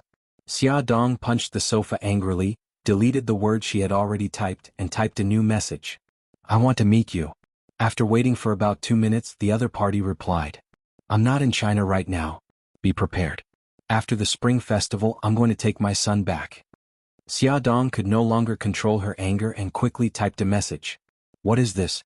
You were the one who abandoned Xiao Bao back then and now you want to take him back. Have you considered Xiao Bao's feelings? 10 minutes, half an hour, there was still no reply. Xiaodong called again, but the other party had already turned off the phone. I'm so angry. Xiaodong punched the sofa fiercely. She still couldn't vent her anger, so she used the cushion as a punching bag and punched it to vent her anger. Xiaodong thought for a long time and felt that she should first confirm whether the other party was Xiao Bao's biological mother. She dug out the phone number of the orphanage in Japan from a secret notebook. After she dialed an international number, she communicated with the orphanage director in Japanese for a long time. About a week ago, a Japanese woman came to our orphanage, saying that she was looking for her lost child. I took out all the photos of the orphans from the past 5 years. The woman looked at them for a long time and finally focused on Xiao Bao. She asked a lot of questions about Xiao Bao. Xiaodong gritted her teeth and asked, "Does that woman have any evidence to prove that she's Xiao Bao's biological mother?" The director said, "I looked at the birth certificate in her hand at that time, and it confirmed that she had given birth to a child. She also said that her son had a small red mole on his buttocks." Xiaodong's heart sank. There was indeed a red mole on Xiao Bao's butt. It seemed that the woman who had inquired about him in the orphanage was his biological mother. "At that time I gave that woman your phone number and planned to tell you about this matter, but I called your phone and it was turned off." The director's tone was apologetic. "I'm very sorry if this matter has caused you any trouble." Xiaodong rubbed her eyebrows helplessly. "I happened to be in Rome during that period of time, and I was using an overseas SIM card, so I missed your call. Can you tell me her name?" "Her name is Suzuki Sakura. I don't know much about other information." "Okay. Thank you, director." After ending the call, Xiaodong's heart was in a mess. She called Suzuki Sakura, but her phone was still turned off. Ever since she revealed her purpose, she seemed to have disappeared from the face of the earth and would only appear after the spring festival. There was a knock on the door. Xiaodong took a deep breath and then slowly exhaled. She patted her cheeks and jumped off the sofa to open the door. "Mommy?" Xiao Guai stood at the door with a smile. "Gigai, what's wrong?" Xiaodong bent down to pick up her daughter and kissed her pink cheeks. "Mommy, it's already past 10. I saw that you hadn't come downstairs, so I thought you were sick, so I came up to see you." Xiaodong smiled. "Mommy is fine. She just has something to do upstairs. Come, let's go downstairs." She carried her daughter downstairs and found that it was very quiet. She was a little curious. "Gigai, where are the others?" Xiao Guai played with her chubby little fingers and said softly, "Sister Hai Hai is sleeping. Great-grandma and great-grandpa are in the study. Grandpa and daddy went to work. And Jing also went to work. Grandma has a date with the other grandmas, so she went out to play. Brother and brother E are building a snowman outside." Xiaodong couldn't help but laugh. She rubbed her beautiful short hair. "Gigai is like a loudspeaker, reporting everyone's situation." Xiao Guai blinked her big bright eyes and giggled. "The loudspeaker is very loud and my voice is very gentle. The boys in the kindergarten all like my voice. You're so smug, little rascal." Xiaodong pinched her cute little nose. "Let's go. Let's go see your two little brothers." Before the two of them went out, they wrapped themselves in thick down jackets. Xiaodong put a little down hat and a red scarf on Xiao Guai. Then she held her little hand and walked to the back garden where her two sons were building snowmen. It snowed heavily last night and the whole world was dyed white. The trees were covered in white coats, and the lawn was covered with snow-white blankets. The diligent servants had already cleared the snow on the road, making it very convenient to walk. Xiao Yi and Xiao Bao were building snowmen on the snow-covered lawn. The two little guys didn't wear down jackets, only thick sweater jackets. Their handsome little faces were red, and their little noses were also red. They were as cute as carrots. They waved little snow shovels and had already built a chubby snowman. It was about a meter tall with a round head and a thick body. It didn't have any facial features or hands yet. "Mommy, I want to play too." Xiao Guai shook Xiaodong's arm. "Okay, go ahead." Xiaodong gently patted her little head. The little girl ran towards her two brothers with a smile. Xiao Yi looked up and grinned, revealing her snow-white teeth. "Mommy, come over and play with us too." Xiao Bao chuckled. "Xiao Yi, you don't know. Mommy is most afraid of the cold. She won't come over." "Who said I won't come over? Don't look down on me." Xiaodong snorted and walked over to her two sons through the thick snow. Xiao Yi and Xiao Bao covered their mouths and snickered. Xiao Guai tilted her head and looked at the snowman for a while. She frowned slightly and said, "The snowman doesn't have a nose, eyes, or mouth. What are you going to use to replace them?" "Gigai, use this as the eyes and mouth." Xiao Yi slowly took out something from his trouser pocket and extended his hand in front of Xiao Guai. Xiao Guai nodded happily and took 2 black buttons from his hand. I'm going to put on the snowman's eyes. She tiptoed, picked up a button and pressed it on the snowman's face. Button a little to the left, a little lower. The children happily dressed the snowman. Xia Dong's lips curled up. She walked not far away, broke off 2 branches from a tree, and stuck them on both sides of the snowman's body. She raised her eyebrows proudly. Use this as the snowman's arms. Does it look good? Xiao Bao stared at the hat on her head. His big eyes blinked quickly and he revealed a cute smile. Mommy, are you cold? Xia Dong shook her head. I'm not cold. He pointed at the hat on her head and continued to blink cutely. Then contribute your hat to the snowman. Ah, I thought you cared about me.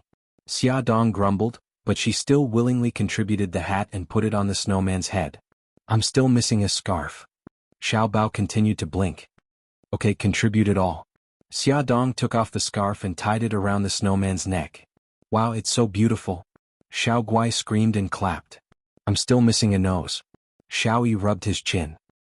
He took out a finger-thick carrot from his other trouser pocket and pressed it between the snowman's eyes and mouth. Just perfect now. He grinned. Wait a minute, I want to take a photo as a souvenir. Xia Dong had an idea. She quickly ran upstairs to get the camera. When she ran to the door of the living room, the butler appeared with a smile and a camera. Young madam, I'll take a photo for you. Okay, thank you. The mother and children made various poses around the snowman, and the old butler kept pressing the shutter to record their laughter and laughter. Let's have a snowball fight. As soon as Xiao Bao finished speaking, a snowball flew at his head. He reflexively closed his eyes, and the snowball rolled down his cheek with a plop sound. Broken snow stained his face. Ha ha ha. The culprit Xiao Yi held his stomach and laughed loudly. Wah, I want revenge. Xiao Bao angrily wiped the broken snow off his face. He quickly grabbed a handful of snow from the ground, rolled it into a ball, and threw it at Xiao Yi. Xiao Yi nimbly hid behind Xia Dong, and the snowball hit Xia Dong's abdomen. Xiao Bao, how dare you hit me? I want revenge too. Xia Dong pretended to be angry. She bent down and made a snowball from the ground. Just as she was about to attack Xiao Bao, a snowball hit her face. She wiped her face and looked at the culprit, Xiao Guai. She smiled and stuck out her tongue. Mommy, I didn't do it on purpose. Why, you 2 bad children are bullying me. Xia Dong squatted on the ground shamelessly. She lowered her head and rubbed her eyes with the back of her left hand as if she was crying sadly. Xiao Guai felt guilty and walked over with his short legs. Mommy, don't be angry. Xiao Guai, don't be fooled. Mom must be playing tricks. Xiao Bao was far away from Xiao Guai. He wanted to stop her, but it was too late. Ah, sure enough, Xiao Bao was right. Xiao Guai had a snowball on her face. She pouted her pink lips and looked helpless. She was so pitiful. Xiao Yi and Xiao Bao ran toward Xiao Guai. Mommy, you're too cunning. Xiao Yi wiped the snow off Xiao Guai's face with a helpless expression. All's fair in war. Xia Dong shamelessly said without the slightest bit of guilt. Humph, let's unite and deal with Mommy together. Xiao Bao's suggestion was immediately approved by the other 2 little rascals. The 3 children aimed the snowballs in their hands at Xia Dong. Wah, you guys are going too far. Xia Dong yelled as he tried to fend off the attacks. Hee, all's fair in war. The 3 little rascals said in unison, using her words against her. Their laughter echoed in the cold air for a long time. Welfare Song Shu 566. Chapter 313. Xia Dong didn't know how to tell Bailey Han about Xiao Bao's background.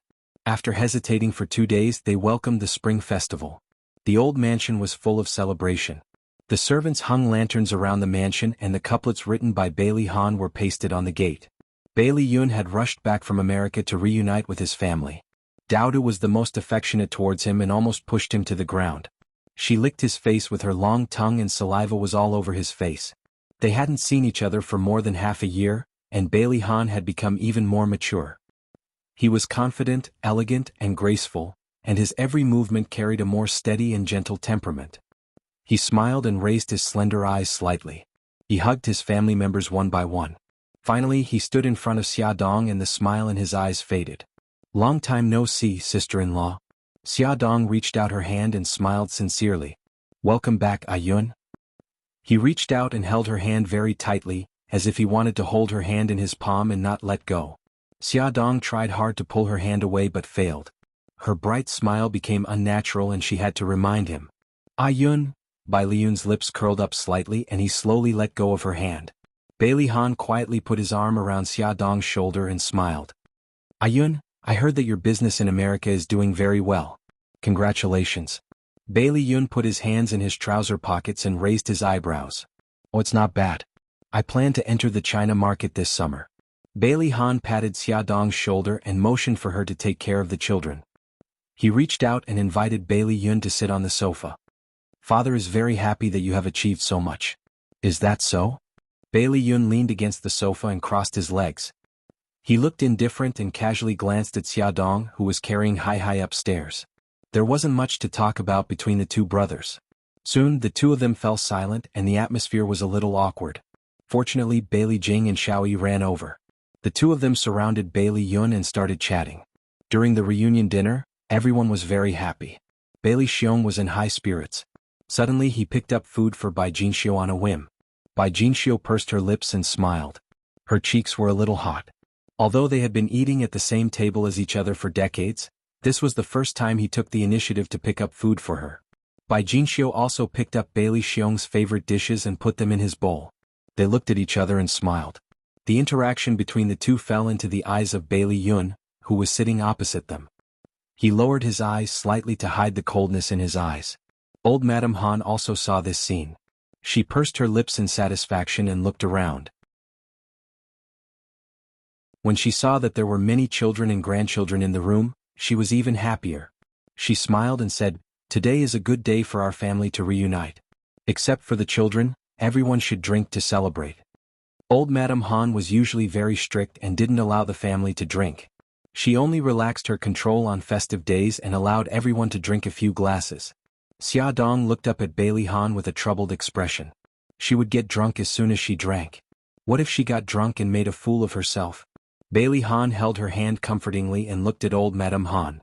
Grandma Xia is not in good health. The doctor said that she can't drink. Let her drink instead. Old Madame Han nodded. Okay, Xia will drink. The servant came forward and poured wine for everyone, including Xiaodong and the three children. Old Madame Han was very happy today and drank 2 glasses of wine. After eating, she felt a little dizzy and the servant helped her upstairs to rest. Bai Lixiong intended to be a competent father and drank a few more glasses with his 2 sons. The 3 of them sat around the fireplace and chatted. Xiaodong held Hai in her arms and accompanied by Jinxiu to watch TV. The 3 children sat on the thick carpet and played games. Laughter could be heard from time to time. The atmosphere of the whole family was very warm and intoxicating. Xiaodong turned her head to look at Bai Lihan. The firelight reflected on his face and outlined the contours of his face. He seemed to feel her gaze and suddenly turned his head. There was a smile in his clear black and white eyes. The corners of her lips couldn't help but curl up. The sound of firecrackers and fireworks could be heard outside.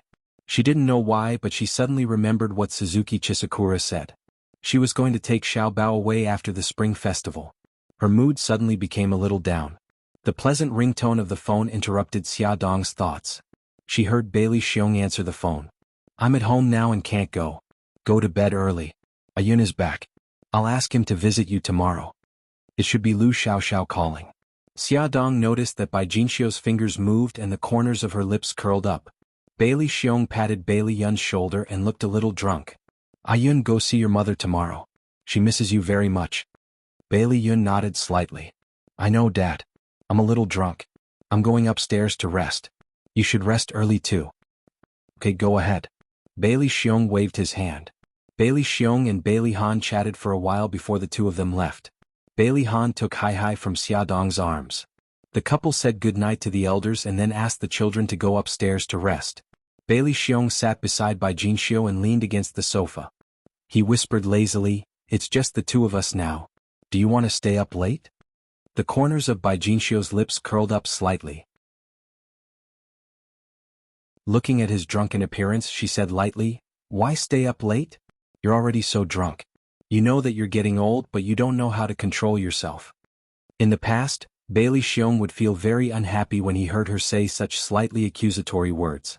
But today he didn't know if it was because he was drunk, but he actually felt that these words sounded very pleasing to his ears. He suddenly stretched out his arm and hugged her, who was sitting upright and still. He put his finger on her lips and smiled. "Why don't you know how to say something nice?" His sudden intimate action made Bai Jinxiu very uncomfortable. Her cheeks were hot and she pushed him. "Hurry up and let go. Be careful not to let the children see." "Then let's go back to the room and not let them see." Bailey Xiong suddenly got up and pulled her up from the sofa. He held her tightly in his arms. "Come, let's go back to the room." Bai Jinxiu was born into a scholarly family and had cultivated a noble and elegant manner since she was young. She had always disdained such unrestrained behavior. Moreover, Bailey Xiong had never treated her like this. At this moment, being held in his arms, she was embarrassed and angry. She lowered her voice and said, "Bailey Xiong, hurry up and let go of me." Bailey Xiong stared fixedly at her face. She usually took good care of herself and there were no wrinkles on her skin. It was delicate and fair like a prostitute's. At this moment she was embarrassed and angry and her skin was faintly pink. He couldn't help but feel a little restless. Under the influence of alcohol, he suddenly carried her up horizontally. Although his steps were messy, he didn't stumble. She nervously grabbed his clothes and whispered, "What are you doing? Hurry up and put me down." He laughed deeply. "Of course I'm carrying you back to the room. Don't be noisy. Be careful not to let the children hear." Bai Jinxiu bit her lip and glared at him angrily. Their room was on the 3rd floor. Fortunately, Bailey Xiong paid attention to exercise and Bai Jinxiu was very light, so he was able to successfully carry her upstairs. After they entered the bedroom and closed the door, Bailey Yun's figure flashed out from the corner of the stairs. He stared at the door with a deep gaze and gripped the phone tightly in his hand. "Hey, Ayun, why are you suddenly not talking?" Lu Xiaoxiao's voice came from the phone.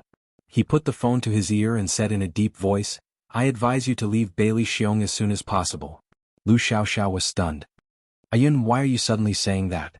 Bailey Yun's lips curled into a mocking smile. In the past, after the reunion dinner, you could summon Bailey Xiong over with a phone call. Tonight you can't. Haven't you thought about the reason? Lu Xiaoxiao was silent for a moment and said, "I know. He rarely comes to my place recently, but I've been with him for so many years. How can I be willing to give up?" The mocking smile on his lips became more obvious. "After so many years you're still dreaming of being a rich lady. When will you wake up?" "Maybe I won't wake up for the rest of my life."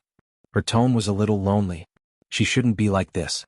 She was flirtatious, she was unrestrained, she was good at flattery, and she was very shrewd in planning for herself. This tone didn't suit her. Bailey Yun held the phone and the veins on the back of his hand throbbed. He said in a deep voice, "Do you love him?"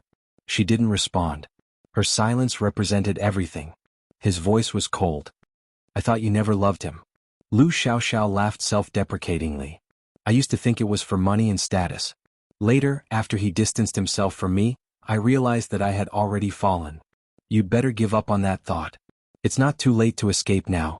He's already being intimate with his wife. There's no place for you, the third party, between the two of them." His words were cold and ruthless, and they ruthlessly tore open Lu Xiaoxiao's scars. She was silent for a long time before she said, "I know." Bailey Yun said coldly, "Although I don't want to admit it, I'm your son. I'll be responsible for raising you. Don't betray yourself anymore." Lu Xiaoxiao laughed. "Ayun, you've grown up." Bailey Yun's face was cold. "I'm hanging up." "Thank you, son." She said the last two words very softly, but he heard them clearly. His heart trembled and he hung up the phone without hesitation. There was no one in the living room and the entire villa was quiet. Bailey Yun leaned against the railing and looked at the dark sky. He suddenly laughed, but that smile was very cold and very bleak. Dowdu was lying at his feet and from time to time, he would raise his head to look at him. Bailey Yun rubbed his furry head and laughed self-deprecatingly. "Everyone is in pairs. We're the only ones left." In a distant place, the lights were shining brightly. That was the location of the city. He suddenly felt a little lonely. He wanted to know how many people were like him without a home on New Year's Eve. He put on his coat, took his car keys and drove his flashy Ferrari into the night. Charm Bar. It was very deserted and there were only a few people. Bailey Yun sat at the bar counter and ordered a cup of Bloody Mary. Under the dim light, the color of blood was indescribably strange. Welfare Hongcha 866.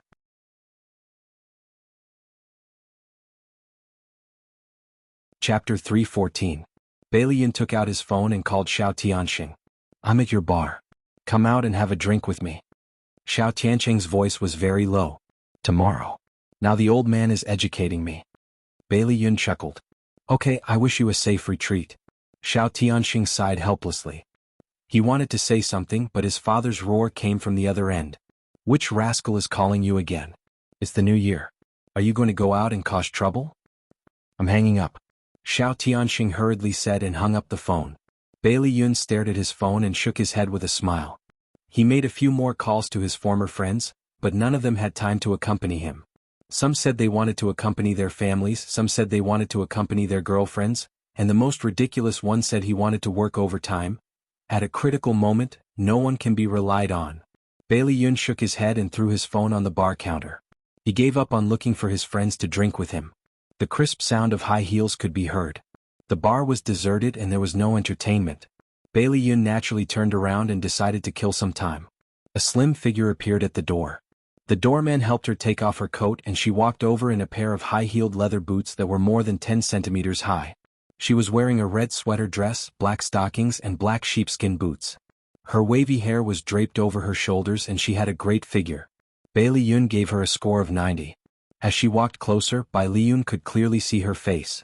It was a charming and delicate face, with curved willow leaf eyebrows, tender eyes, and a bit of charming crimson lips. Her appearance added a warm atmosphere to the deserted bar. All the men stared at her in amazement. Some of them were already eager to try and hit on her. Bailey Yun was a little dispirited. He raised his eyebrows and turned around indifferently to slowly taste his cocktail.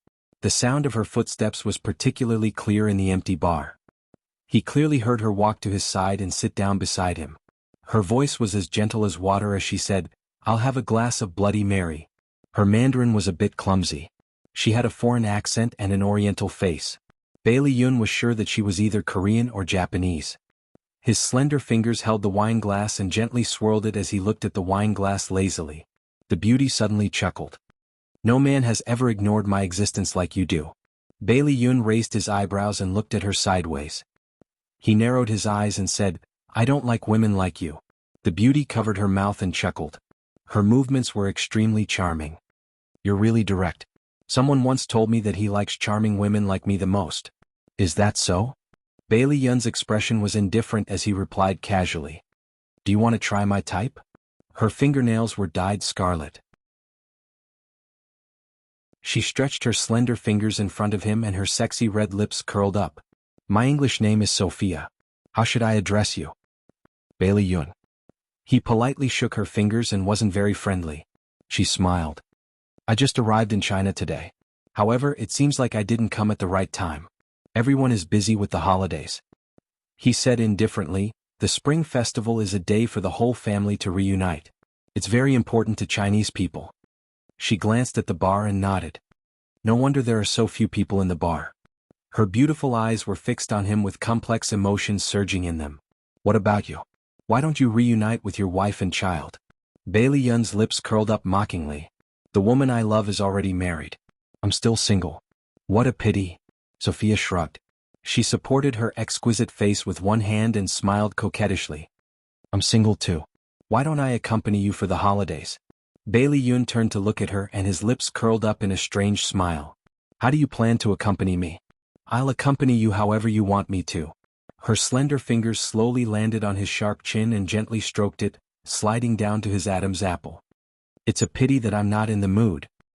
He held her fingers and slowly moved them away. "If you want to have fun, find someone else."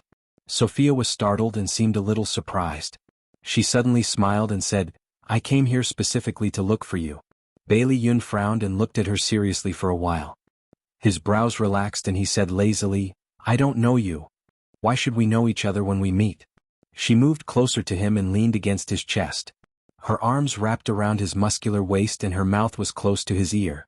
She blew hot air into his earlobe and whispered seductively, "Tonight I'm your—" "What a persistent woman."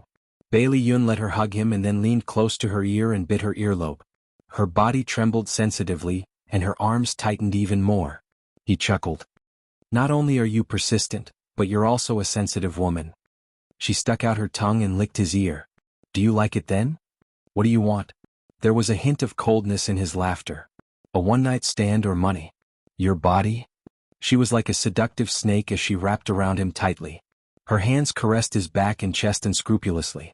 She looked up at him with her charming eyes that could melt him.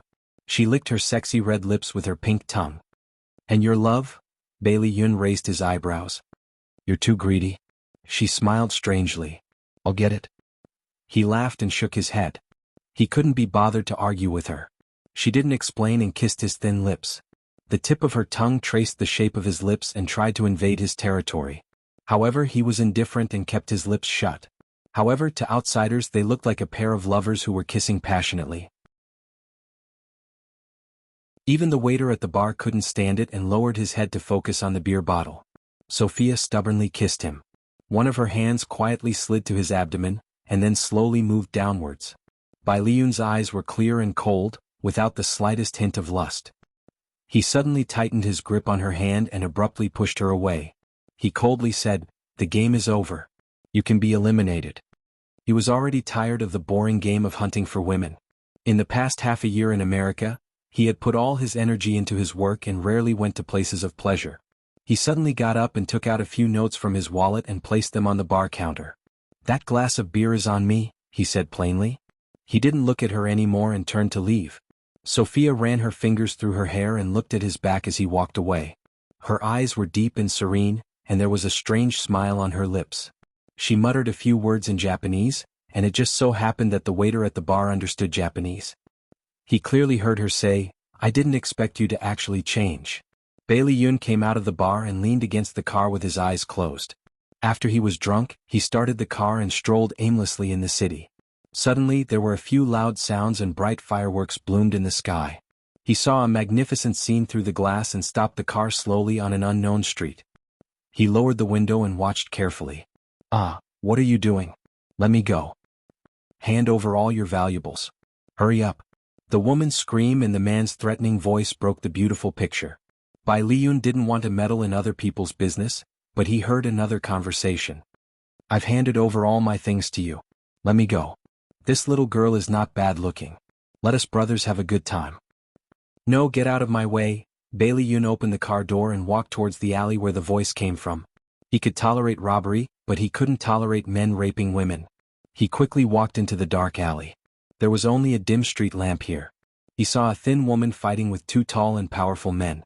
Their strength was completely unequal, but she didn't give up. She bit with her teeth and kicked with her feet.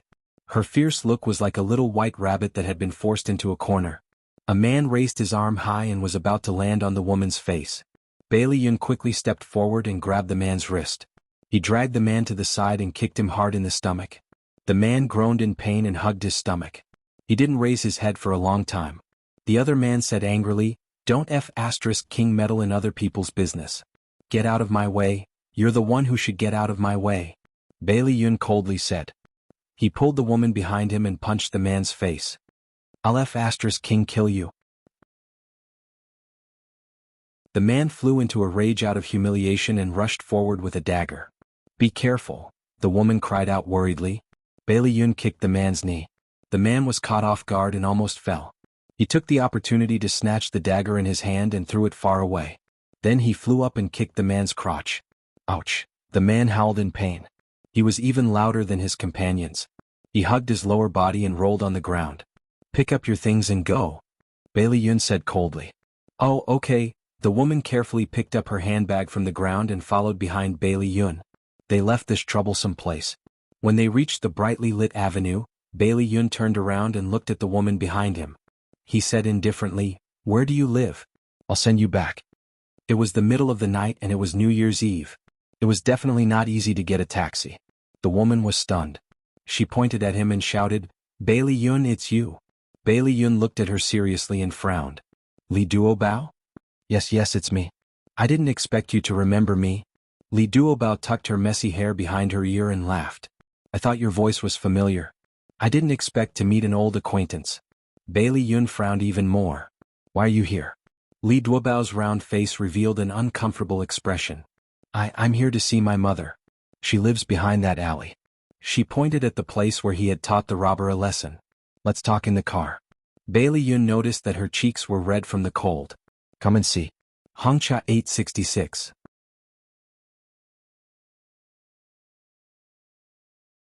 Chapter 315. Oh okay. Li Duobao obediently followed him into the car. Tell me, since you're going to visit your mother, why are you here in the middle of the night?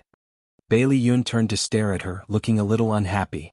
She lowered her head, twiddled her slender fingers and said softly, "My mother remarried and my stepfather often drinks. When he's drunk he'll go crazy and say some nasty things. He even does some very strange things. Tonight he got drunk again, so I decided to go back to my own house." Bailey Yun's eyes narrowed and his well-defined fingers gripped the steering wheel tightly.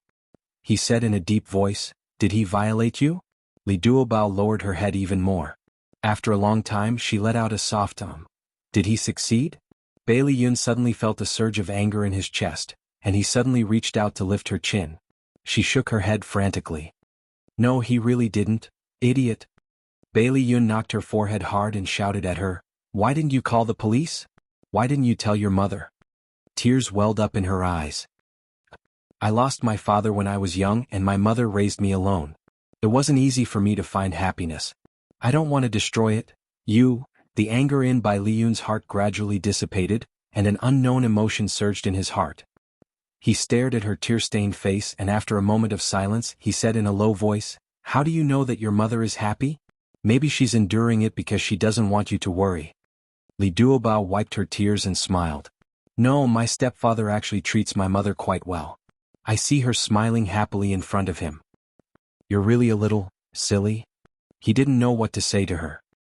He reached out to rub her hair, and there was a hint of gentleness in his voice. "Where do you live? I'll send you back." She gave him an address and smiled brightly, revealing her cute dimples. "Bailey Yun, thank you very much." Bailey Yun started the car and smiled faintly. "Are you still flying international flights?" "Oh yeah." She suddenly remembered something and patted her head. "By the way, didn't you give me a business card before?" "Yes, but you never contacted me." He suddenly turned his head and smiled at her. She smiled sheepishly. "Because I lost your name card and forgot to save your number in my phone, I haven't been able to contact you." Bailey Yun chuckled. "That really sounds like something you would do." Li Duobao laughed dryly. "I can't help it. Just like you said, my brain capacity is limited. I often lose things. Do you know what I lost the scariest time?" "What?" He raised his eyebrows curiously. Li Duobao puffed up her round face. "I lost myself. It was the first time I flew to Europe. I was shopping during my break and missed the return flight. The leader scolded me terribly." Bailey Yun laughed out loud and finally stopped laughing. He looked at her in surprise. "Li Duobao, I'm very curious. How did you grow up safely?" "Don't mention it again." She covered her face in shame. Bailey Yun laughed again. Ever since he went to America he rarely laughed so happily. After sending her to her house, Bailey Yun smiled. "Rest early." She nodded. "Okay, thank you. I'll treat you to a meal when you have time." "Which day?" "Ha! Didn't you want to treat me to a meal?" "You?" Actually, she was just saying it casually. She laughed dryly. "As long as I have time, any day is fine." Bailey Yun touched his chin. "How about the day after tomorrow?" Li Duobao scratched her head. "Well, the day after tomorrow is the second day of the Lunar New Year." "Yes, I know." "Then, don't you need to accompany your family or visit relatives and friends?" "I'm going to visit my mother tomorrow. I'm free the day after tomorrow." He looked up at her. "Do you still want to go to your stepfather's place?" No, she shook her head frantically. "Then it's settled. I'll pick you up the day after tomorrow." He opened the car door for her. Just like that it's settled. "Okay then." Li Duobao got out of the car and waved. "Goodbye. Hurry up and go home. It's already very late." "Okay, hurry up and go up." She was wearing a thick coat and looked round. Bailey Yun felt that she was very cute as she ran to the building foolishly. His lips curled into a warm smile. When Bailey Yun drove back to the old house, it was already past 1 o'clock in the morning. He slept until 10 o'clock in the morning. When he woke up he found that his family was already gone. He asked the butler. The butler said, "Second young master, master and madam took eldest young master and his wife, as well as third miss to the Bai family. Master asked you not to forget to go to Xinghua Villa.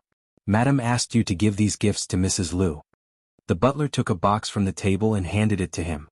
He opened it and saw a pearl necklace and a pair of matching pearl earrings.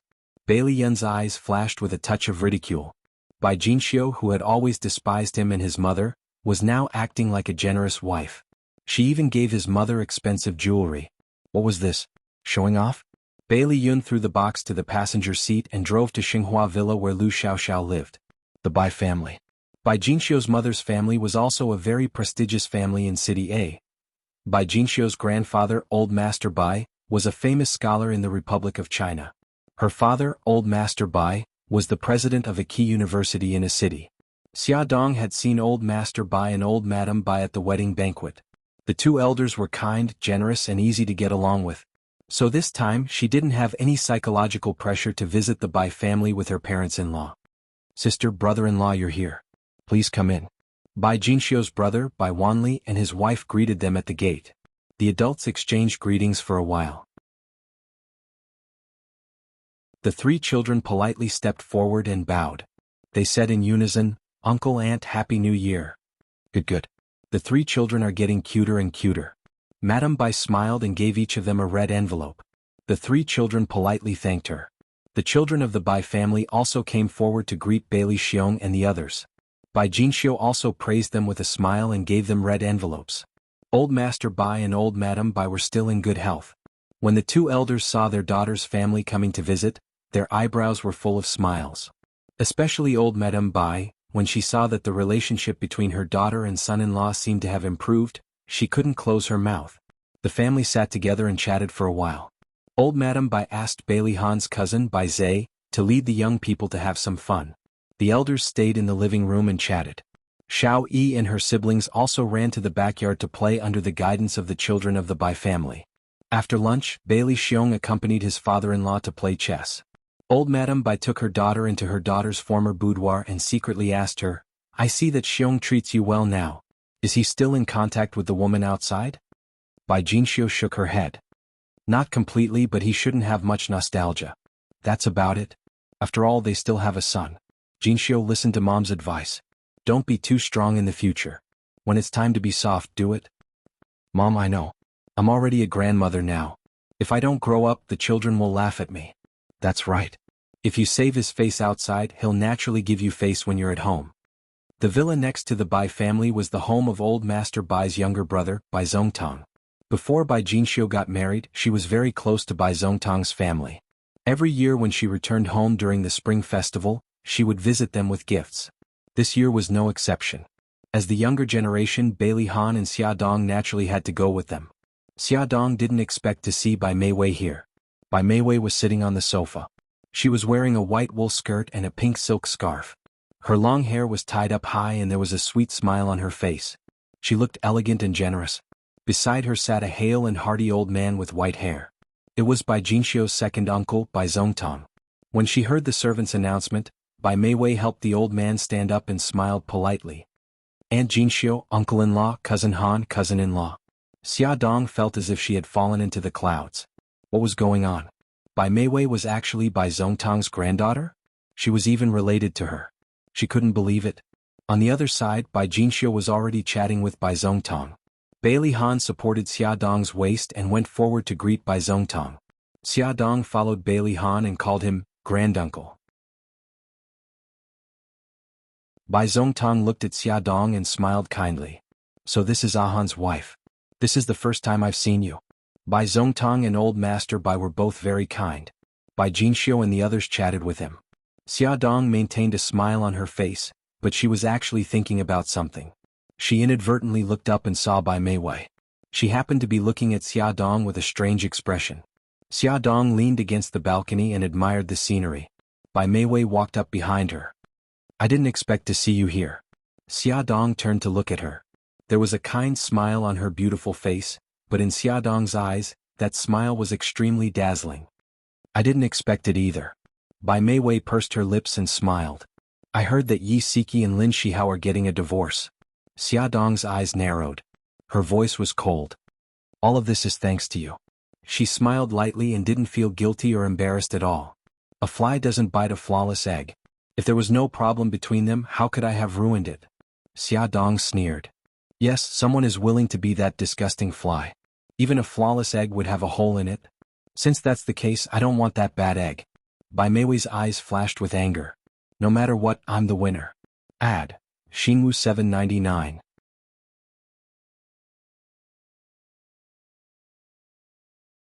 Chapter 316. Xiaodong smirked. Are you so sure that Lin Shihao will marry you after the divorce? Bai Meiwei pursed her lips. Of course. Oh then congratulations. You're finally going to be the mistress. Xiaodong's tone was full of sarcasm. You want to use me to make Siki sad? You're too naive. Xiaodong and Bai Meiwei didn't have much interaction to begin with, but Bai Meiwei had taken the initiative to talk to her about Yi Siki and Lin Shihao. Her intentions couldn't be more obvious. She wanted to use Xiaodong's mouth to convey these words to Siki and make her sad. Bai Meiwei's eyes flashed and she smirked. You two are really good sisters. Xiaodong chuckled. A person like you is only fit to be friends with Su Xingqian. What's the saying again? Birds of a feather flock together. Bai Meiwei clenched her fists. Her eyes were filled with anger as though she was trying her best to suppress it. Xiaodong said mildly, Bai Meiwei, I really sympathize with you. After Xiaodong said this, she ignored her and walked past her. Bai Meiwei's sharp voice came from behind her. What do you mean? Xiaodong didn't even turn her head as she said coldly, Am I not clear enough? Are you a trash collector? You pick up the things that others throw away like they're treasures. So I sympathize with you. She walked straight ahead. Bai Meiwei was so angry that her whole body was trembling. Her hands were clenched into fists. Xiaodong walked out of the room, and Bailey Han appeared from the doorway in a flash. He held her waist and with a smirk on his lips, he said in a low voice, I'm starting to feel lucky that my wife's sharp tongue isn't used against me. Xiaodong snorted coldly. Because she was in a bad mood, she vented her anger on him and pinched his waist. Men are all bad. As long as the red flag at home doesn't fall, the red flag outside is always swaying. Honey, you've wronged me. The man standing in front of you is definitely a good man. Bailey Han hugged her tightly and led her down the stairs. Xiaodong looked up at him with a gentle smile on his handsome face, as if he would tolerate her no matter how she threw a tantrum. She couldn't help but rub his face and snorted, Your performance is not bad for the time being, but you still have to go through a long-term test. He stroked her hair as if he was comforting a pet. Don't worry. The sun and the moon can bear witness to my feelings for you. Mushy. She rolled her eyes at him, but the corners of her lips curled up. After returning home, Xiaodong was still brooding over this matter. Hubby, I didn't expect that Bai Meiwei and you were actually relatives. Why didn't you tell me before? You're still thinking about this? Bailey Han helped her take off her coat and hung it on the hanger. I don't like her. I hate her. It was this hateful woman who caused the breakdown of Siki and Lin Shihao's relationship. You never asked about it. Why did I remember to tell you about those irrelevant people? Bailey Han ruffled her hair helplessly. Don't be angry, okay? Irrelevant people? Aren't you relatives? Xiaodong glared at him. Her father, Bai Jiao, is just an adopted son of my maternal uncle and grandfather. He rarely interacts with us. Bai Meiwei is even more out of the question. I almost forgot that I had a relative like her. Bailey Han kissed her cheek. Do you feel better now? Yeah, a little better. She opened her arms and hugged him, rubbing against his chest. She gritted her teeth and said, I hate mistresses. I hate mistresses too. Let's not talk to her anymore. He sat on the sofa and helped her onto his lap. Yeah, okay. Something seemed to be wrong. Xiaodong suddenly looked down and realized that someone was burying his head in her neck. The corner of her mouth twitched. Hubby, what are you doing? It's obvious that I'm planting strawberries. He sucked on the delicate skin of her neck. She was speechless. I'm talking to you very seriously now, he continued to plant strawberries. I'm also proving my loyalty to you very seriously.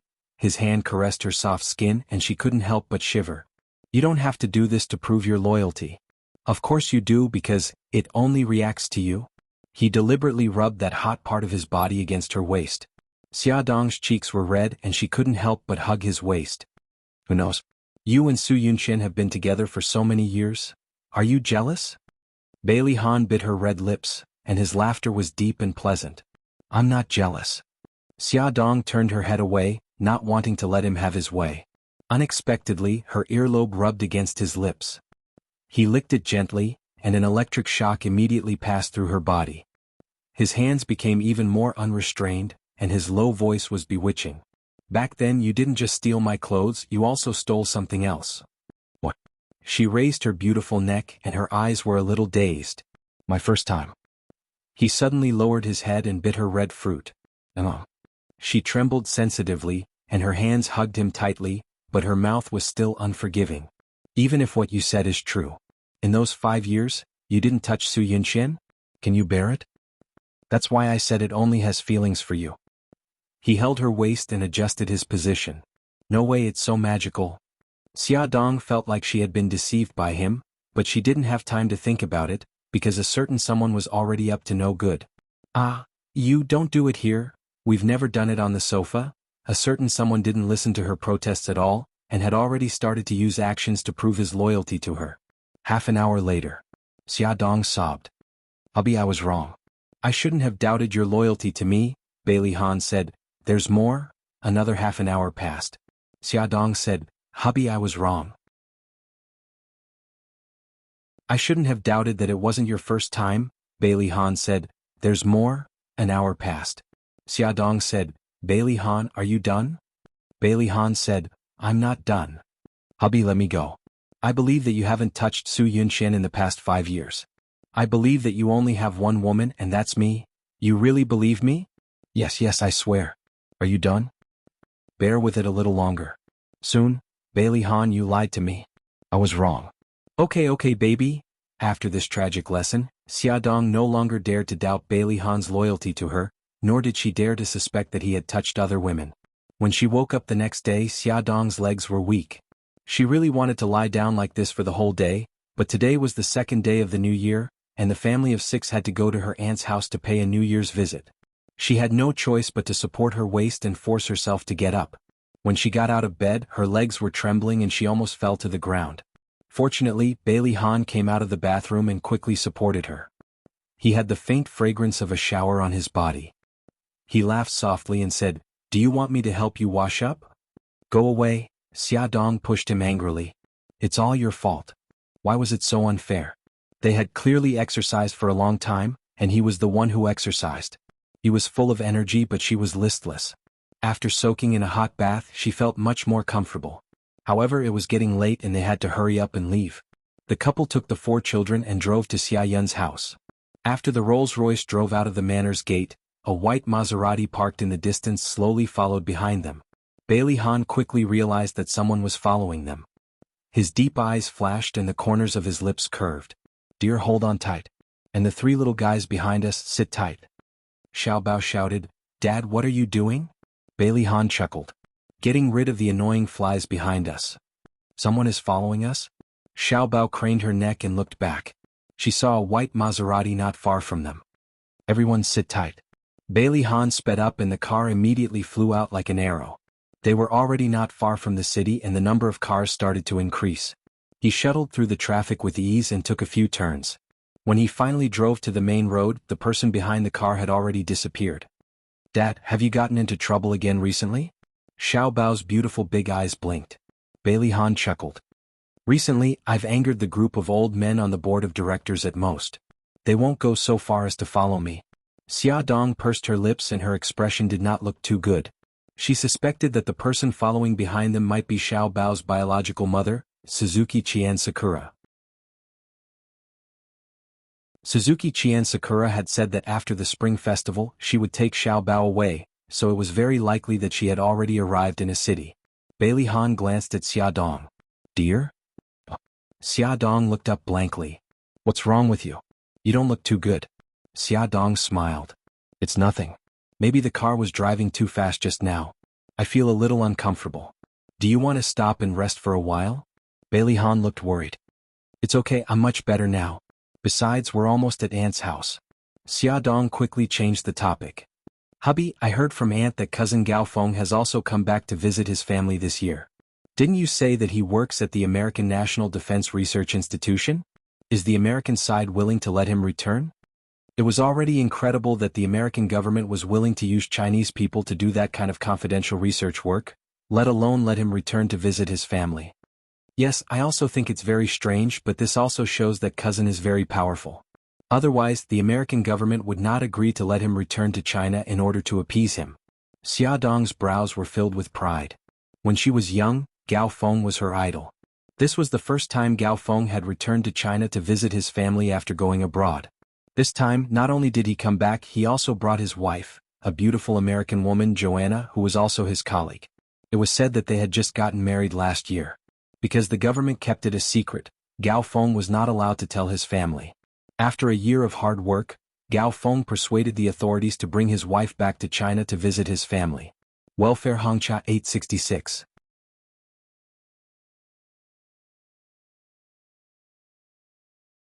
Chapter 317. Although Xia Dong and Gao Feng hadn't seen each other for 7 years, they quickly warmed up to each other because of their blood ties. In order to get closer to her husband's family, Xiao Anna had specially learned Chinese for a period of time. Although she wasn't very fluent, she could communicate with everyone. She especially liked children. When others were chatting, she would hang out with Xiao Yi and the other 3 little guys. She spoke broken Chinese and played games with them. The children laughed kindly and helped her to correct her pronunciation. She would smile brightly and say, "Thank you," with perfect pronunciation, making everyone laugh. The family was happy and harmonious, and the laughter was endless. When they parted, Xia Dong was a little reluctant. Gao Feng hugged her and said goodbye with a gentle smile. Xia, I'm often not in China. I'll have to trouble you to take care of mom and dad." Xia Dong said with a smile, "Cousin, you're treating me like an outsider. In my heart, aunt and uncle are my biological parents. I'll definitely take good care of them. Don't worry and work hard abroad. Don't embarrass the Chinese." Gao Feng nodded and turned his gaze to Bailey Han. "Han, treat Xia well." Bailey Han smiled. "I will." After Xiao Anna said goodbye to the couple, she hugged the 3 children reluctantly. On the way home, the Maserati didn't appear again. Xia Dong also made up her mind that she would tell Bailey Han the truth tonight. On the other side, Bailey Yun had already driven out. He had already arranged a meeting place with Li Duobao. When his car drove to the meeting place, he saw a girl in a yellow wool coat standing by the street. She wore a pink hat, her neat fringe covered her eyebrows, and a white scarf wrapped around her neck. She stood there obediently with a peaceful smile on her lips. She was like a bright ray of sunshine in the cold winter, attracting the attention of passers-by. Bailey Yun opened the car door and walked to her side.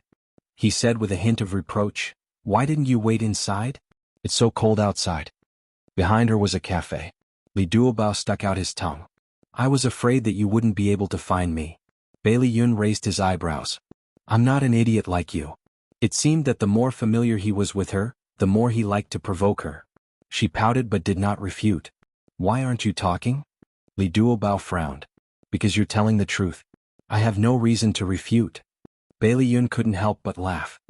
"Silly girl, I didn't expect you to be so self-aware." She smiled brightly. "You said that this is my greatest strength." He rubbed his chin. "She's wrong." "What's wrong?" She blinked in confusion. He looked at her sparkling eyes and smirked. "Your greatest strength is that you're silly." She turned her head away and silently shed tears. Did he need to remind her of every sentence? This was too much. "Let's go, silly girl." Bailey Yun suddenly grabbed her cold hand and led her to the car. Li Duobao's face suddenly turned red like a big apple. She lowered her head and stared at their hands. You let go of me." Bailey Yun ignored her. He dragged her to the car and opened the door for her. "Get in." Li Duobao bit her lip and sat in the front passenger seat. Bailey Yun sat beside her. She immediately turned her head to the window and scratched the car door gently with her fingers. Bailey Yun was an expert in love. How could he not know that she was shy now? He chuckled and said, "Have you booked a restaurant?" She still didn't dare to look at him. "Yes." "Do you eat spicy food?" "Yes, I can." "That's good.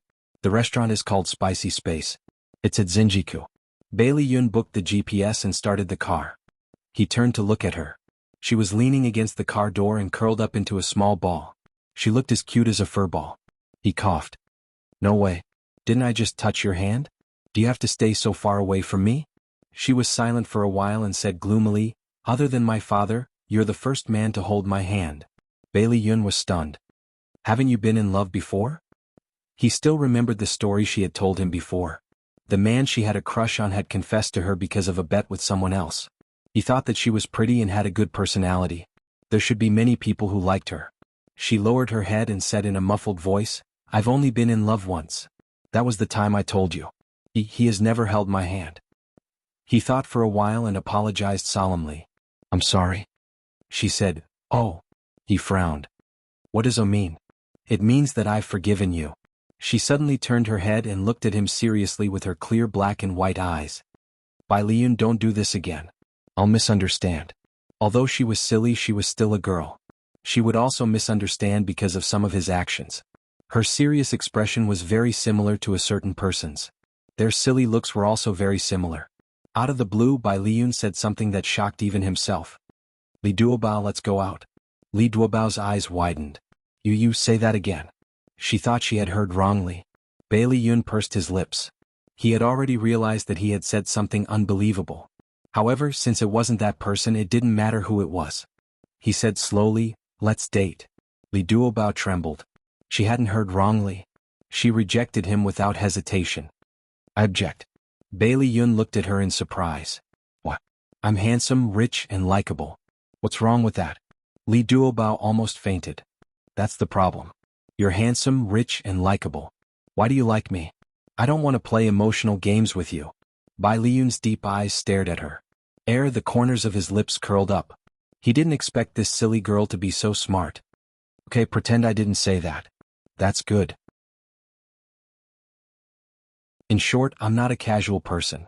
Li Duobao was too shocked and patted her little heart. Bai Liyun didn't say anything else until the car arrived at the destination. He opened the car door for her and suddenly whispered in her ear, "You deserve better." What do you mean? Li Duobao frowned. She didn't understand why he said that. He smiled but didn't say anything. He walked straight ahead. She quickly chased after him. The spicy space was a hot pot restaurant. It wasn't big, but it wasn't small either. The decoration was warm and it was very clean. Even though it was the new year, there were still a lot of customers here. The atmosphere was very good as the family gathered around the hot pot. Li Duobao had booked a seat in advance. The waiter led them into the private room. The private room was very warm. They took off their coats and hung them on the hanger at the door. Li Duobao was wearing a white lace dress inside. With her hair tied into a bun, she looked as cute as a princess. Bai Liyun was wearing a black sweater. It was very tight and outlined the lines of his chest. He had handsome features and looked very thin. Li Duobao didn't expect him to have a good figure. Li Duobao inadvertently glanced at his chest and quickly looked away shyly. She pushed the menu in front of Bai Liyun and said generously, "Order whatever you like. Don't stand on ceremony with me." Bai Liyun raised his eyebrows. "I can eat a lot." She patted her chest heroically. "It's okay. Leave it to me." He glanced at her chest and couldn't help but laugh. "Don't pat it. It's getting smaller." Li Duobao's cheeks were tinged with a faint pink. She snorted. "Pervert." He laughed. His voice was magnetic and happy. They ordered a double-flavored pot. Li Duobao loved spicy food. Before cooking, she asked Bai Liyun for his opinion. He smiled and said that he could eat spicy food too. Thus, she poured most of the food into the spicy soup. The bottom of the pot was steaming and the water was boiling. The vegetables were already cooked and emitted a tempting fragrance. Li Duobao pitifully waited for Bai Liyun to start first.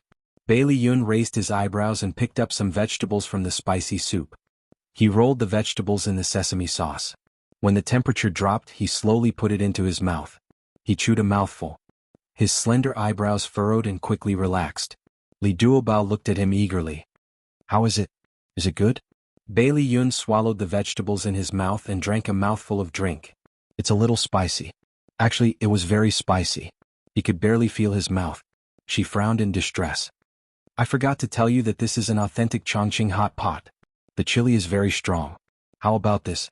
You can eat the non-spicy food over there." Bai Liyun raised his eyebrows and smiled. "I can eat spicy food, but in front of you I can't eat spicy food. Come eat this." Li Duobao used clean chopsticks that hadn't picked up any food before and picked up some food from the clear soup into his bowl. "Don't worry about me. Hurry up and eat. You're obviously drooling." He teased her. "No way," she muttered unhappily. Her chopsticks had already reached into the red soup and picked up a large portion of it into her bowl. "Wow, it's so delicious. It's so spicy." Li Duobao ate contentedly. Her eyes were sparkling, and her pink lips were red from the spiciness. It was as if she had been kissed hard. Bai Liyun was drinking water. He was agitated by this sudden thought and almost choked. He tilted his head and coughed non-stop. Li Duobao quickly put down her chopsticks and patted his back. Then she pulled his ear. "Are you better now?" Bai Liyun stopped coughing. His handsome face was red from coughing, and his eyes were misty as he stared at her. She felt uncomfortable being stared at by him. She let go of her hand embarrassedly. I'm sorry. When I was young I choked. My mother helped me pull my ear. She said it helped relieve the pain. He grinned. No wonder. I suddenly feel that you look like my mother. It hurts my self-esteem. Li Duobao moved her but silently and sat back in her seat. Attention Song Shu 566.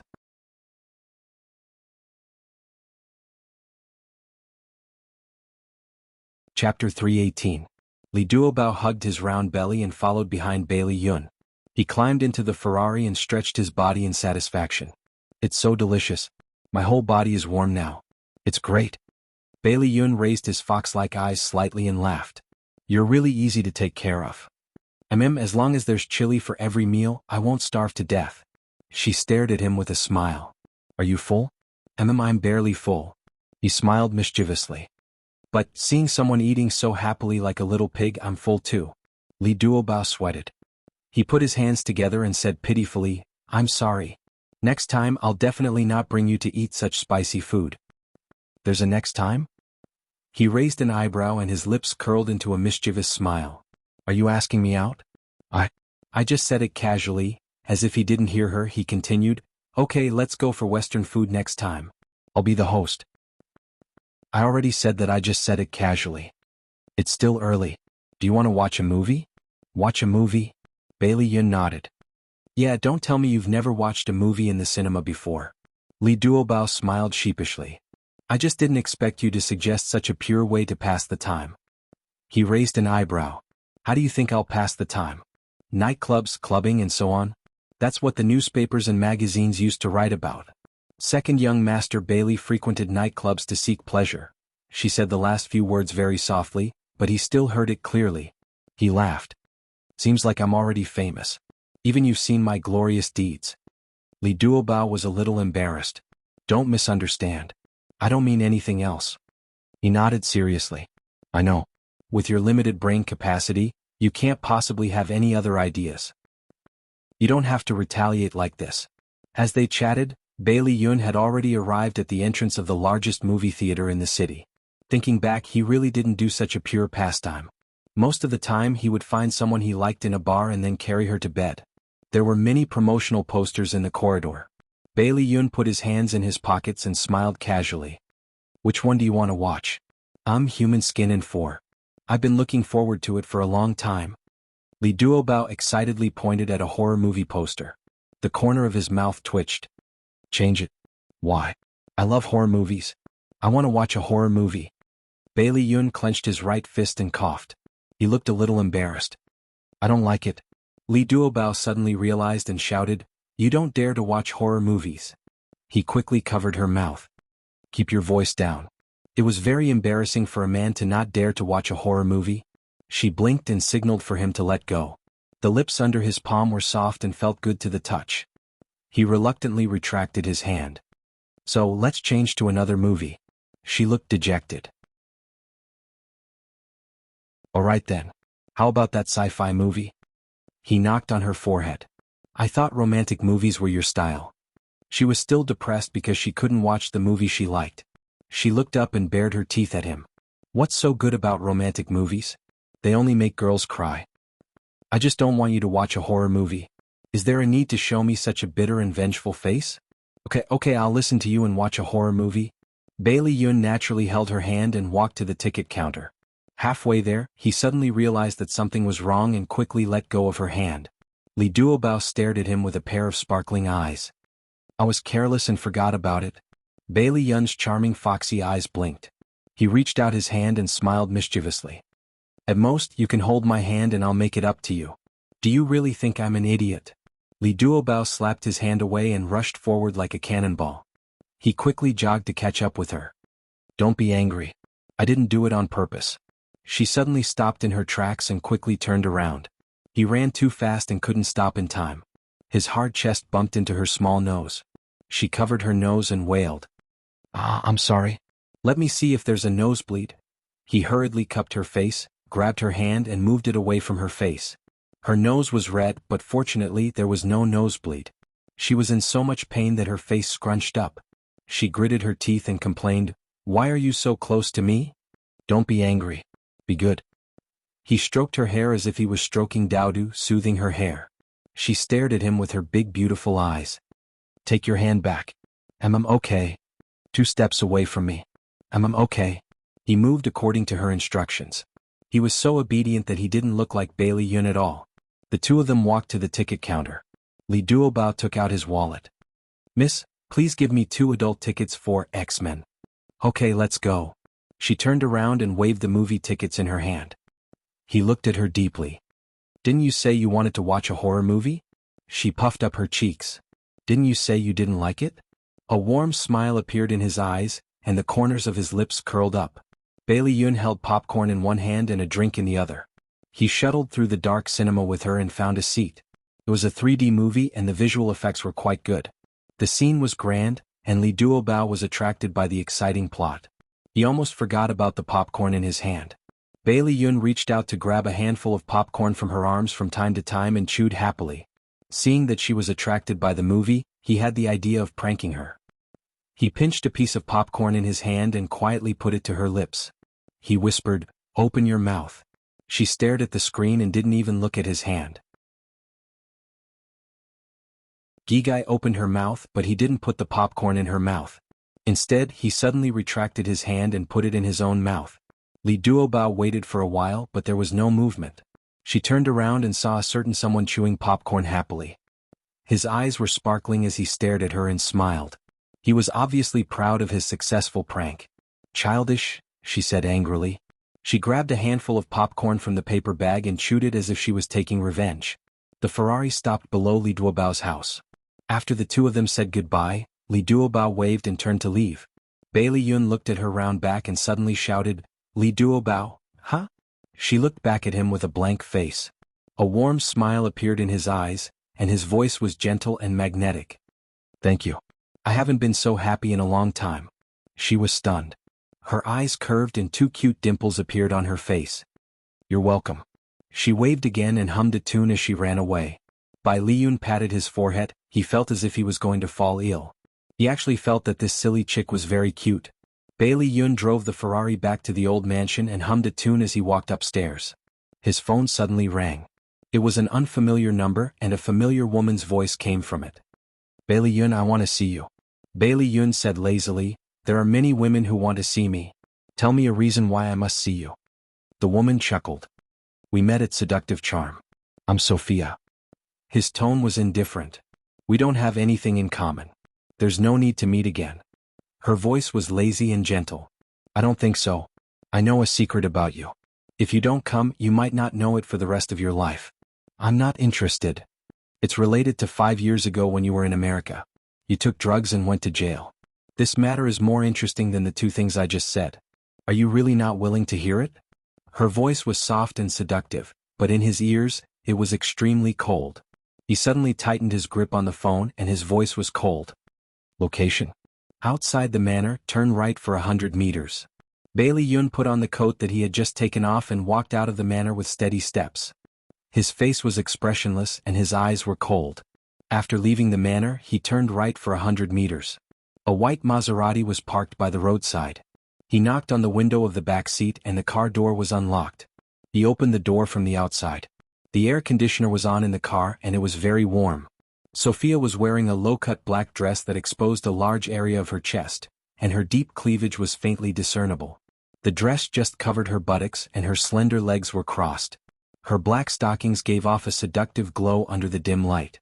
Her red lips parted slightly, and her slender fingers patted the seat beside her. She smiled flirtatiously. "Come and sit." Bailey Yun glanced at her indifferently and sat down beside her. "Tell me, why did you call me here?" She leaned against him softly and wrapped her arms around his waist. She hugged him tightly and said in a gentle voice, "Ah Yun, don't be so cold. No matter what, we were once husband and wife for a period of time." Bailey Yun's body stiffened and he suddenly reached out, pinched her chin, and pulled her face closer to the light to look at it carefully. It was a very delicate and beautiful face, but unfortunately he did not have any impression of it. His slender fox eyes narrowed dangerously. "Who are you?" She chuckled. "You already don't remember my English name, but do you still remember my Japanese name? I'm Suzuki Chian Sakura. You used to call me Chien Sakura. Suzuki Chien Sakura? Bailey Yun frowned and tried hard to dig out the name in his mind. It seemed a little familiar, but he could not remember. You actually can't remember me. I'm so sad. Suzuki Chien Sakura hugged him and leaned her head on his chest. Yun, it seems that you used to have too many women. Bailey Yun did not deny it. When he was first sent to America by Bailey's family, he lived a very long life of debauchery. He took drugs, had promiscuous relationships, gambled, and mingled with people in the underworld. He had done all these things, and the number of women he had slept with was uncountable. Ad Xingwu 799.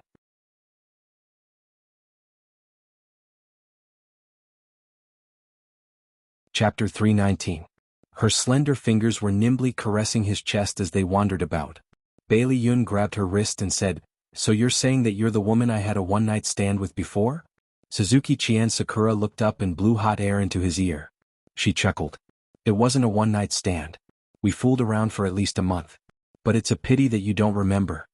Bailey Yun pinched his eyebrows. "I really don't remember. Make it clear." Chien Sakura chuckled.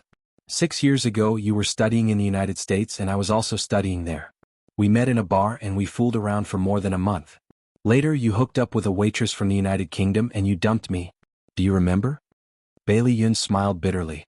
Sorry. Forget it. I didn't expect you to remember. Suzuki Chien Sakura stroked his handsome face and smiled. Bailey Yun looked down at her. You came to find me to rekindle our relationship? She narrowed her eyes and there was a strange glint in them. That's only one of my goals. There's another goal. I want to tell you something. He raised his eyebrows and motioned for her to continue. She smiled ambiguously and stroked his lips. There was once when you didn't wear a condom and I forgot to take the morning after pill. I got pregnant. Bailey Yun's eyes narrowed and he said, and then? She played it down as if it had nothing to do with her. Then I went back to Japan and gave birth to the child. He's already 5 years old now. Bailey Yun felt as if he had been struck by lightning. His heart almost stopped beating and all the blood in his body rushed to his head. His fingers trembled slightly. After a while he found his voice. You're saying that I already have a child now? Yes, it's a son. Are you happy? She wrapped her soft body around him. He pushed her away abruptly. His gaze was fierce and malicious as he pinched her chin with one hand. What are you trying to do by telling me all this now?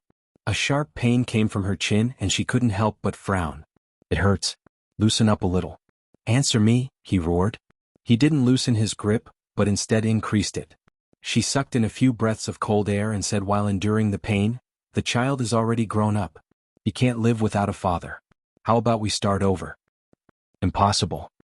He refused without hesitation. What? You liked me a lot back then. Her eyes were misty, making her look pitiful. However, there was no pity in his heart. He sneered and said, back then? Don't you know what kind of person I was back then? It was just a game. How could he have fallen in love with her? I advise you to dispel those thoughts as soon as possible. He flung her away and took out a handkerchief from his pocket. He carefully wiped his fingers as if they were stained with something dirty.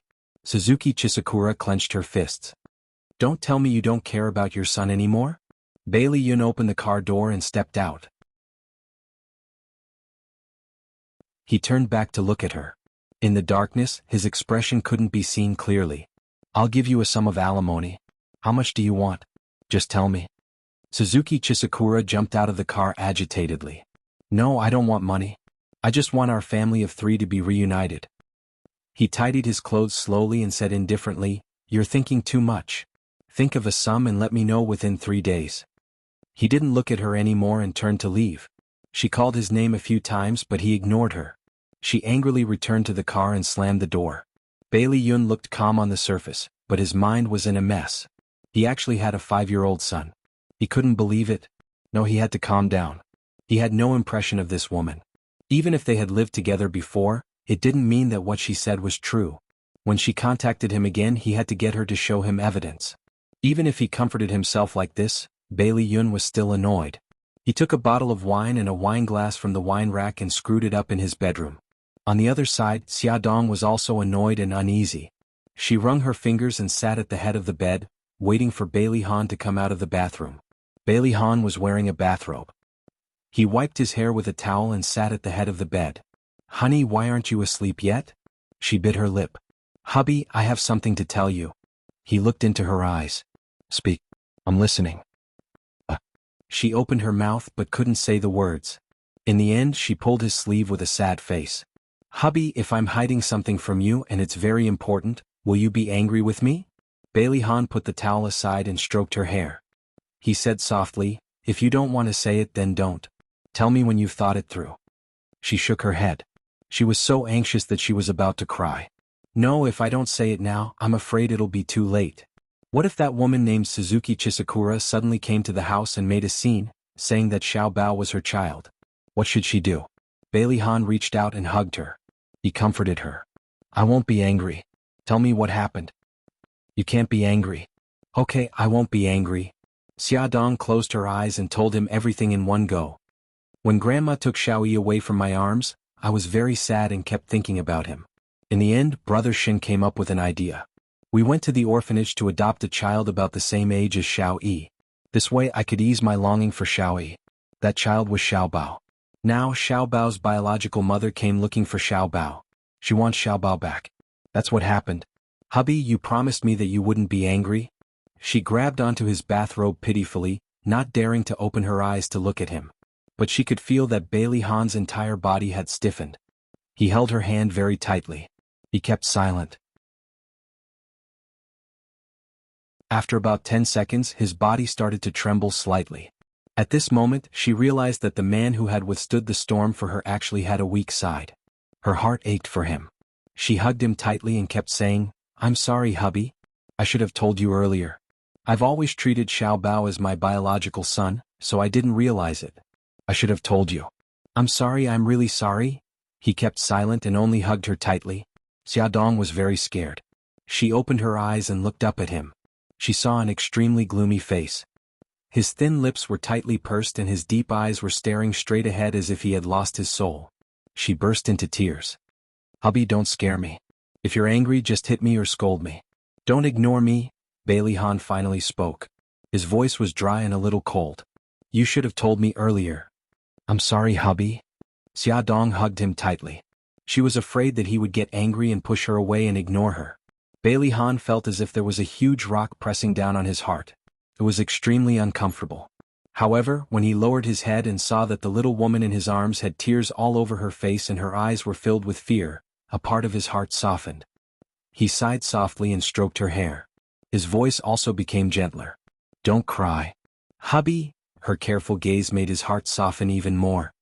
He reached out to wipe away the tears on her face and said gently, Since you adopted Xiao Bao, why did the DNA test show that he and I are biological father and son? Her eyes suddenly widened. DNA test? When did you do it?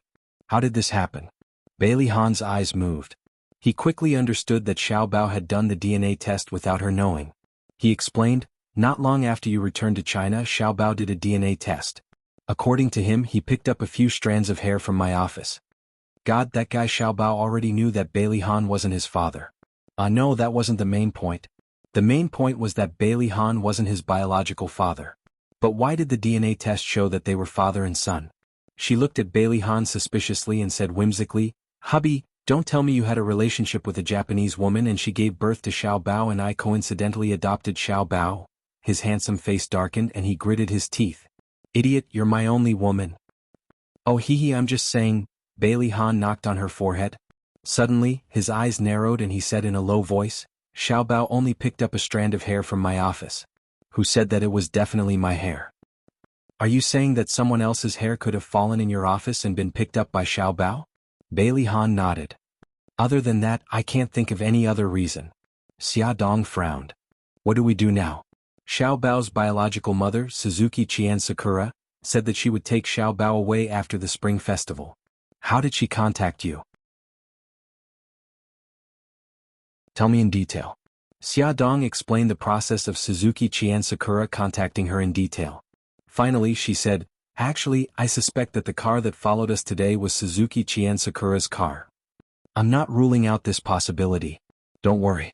If she wants to take Xiao Bao away, she will have to meet us eventually. Xia Dong hesitated for a moment and said, What about our family and Xiao Bao? Should we tell them the truth? We can't keep this a secret for long. I'll find time tomorrow to tell my family. As for Xiao Bao, I'll leave it to you to tell him. Xia Dong's eyes reddened. Xiao Bao must be very sad that I cheated on his feelings. Bailey Han could understand that feeling. Just like him, he had always doted on Xiao Bao. When he found out that he wasn't his biological son, he was very shocked and very sad. He stroked her long hair and said in a low voice, "Whether Xiao Bao is our biological son or not, our love for him will never be less. I think he will understand." Awesome novel Hongcha 866.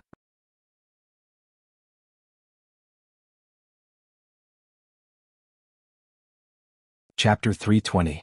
In the study. Old Madame Dowager, Bailey Xiong by Jin Xiu and Bailey Han sat together. Old Madame Dowager said, "Han, why did you call us here?" Bailey Han focused and told them about Xiao Bao's background. This was like a bolt from the blue, shocking everyone. Old Madame Dowager and the others did not recover from their shock for a long time. How could this be? Are you kidding? Bai Jinxiu stared at her son in disbelief. Didn't you do a paternity test? Bailey Han pinched the space between his eyebrows. Xiao Bao just picked up a few strands of hair from my office. I don't think those strands of hair are mine. Bailey Xiong frowned and was in a very bad mood. Then whose are they? The people who come in and out of your office are basically people from your company. Xiao Bao was adopted by Xia Xia from Japan. How could it be so coincidental that his father is related to your company? Besides the company's employees, there are also business partners who come in and out of my office. It's not easy to check them one by one. The most important thing now is that Suzuki Chisakura wants to take Xiao Bao away. Can we let her take him away? No. Old Madame Dowager, who had been silent all this time, suddenly slammed her hand on the table and said angrily, "In my heart, Xiao Bao is a descendant of the Bailey family. I don't agree to hand him over to that Suzuki Chisakura. If she really loved Xiao Bao, she wouldn't have abandoned him years ago." Bailey Xiong sighed.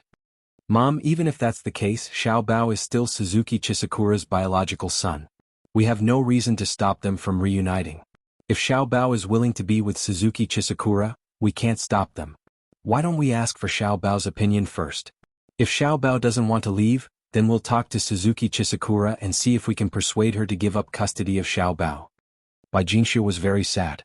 In her heart, the 4 children in the family were all equal. They were all Bailey's treasures. She was reluctant to give Xiao Bao away. Madame Dowager said angrily, "No matter what, I will not agree to send Xiao Bao away." "All right, Grandma, let's listen to Mom and ask for Xiao Bao's opinion first." Although the 4 of them had reached a consensus, they did not feel good in their hearts. They all sat in silence without any movement or words. The atmosphere in the room was heavy. At the same time, Xia Dong also called Xiao Bao out of the living room. The mother and son locked themselves in Xiao Bao's room, facing each other. "Mom, if you have something to say, just say it. You've been staring at me for more than 10 minutes. Xiao Bao's little face showed a helpless expression, and his little mouth pouted. Xia Dong pulled his soft little body into her embrace. At this moment, her heart felt like it was being stabbed by a knife. She didn't know how to tell him the truth. "Mom, what's wrong? Did you have a quarrel with Dad?" Xiao Bao felt something cold and wet fall on his neck. He said indignantly, "You must have quarreled with Dad. Just you wait, I'll avenge you." The little fellow danced with joy, wanting to break free from her arms and avenge her. "No." Xia Dong hugged him tightly, and there was a hint of sobbing in her voice. "Xiao Bao, listen to Mommy. No matter what you hear later, you have to believe that Mommy and Daddy love you very much and we will love you forever." "Mom, don't cry." Xiao Bao was most afraid of his mother crying. He reached out his little hand and patted her back, carefully coaxing her. Don't cry, don't cry. I know that you and Dad love me." The more sensible he was, the sadder Xia Dong was, and the more she didn't know how to say it.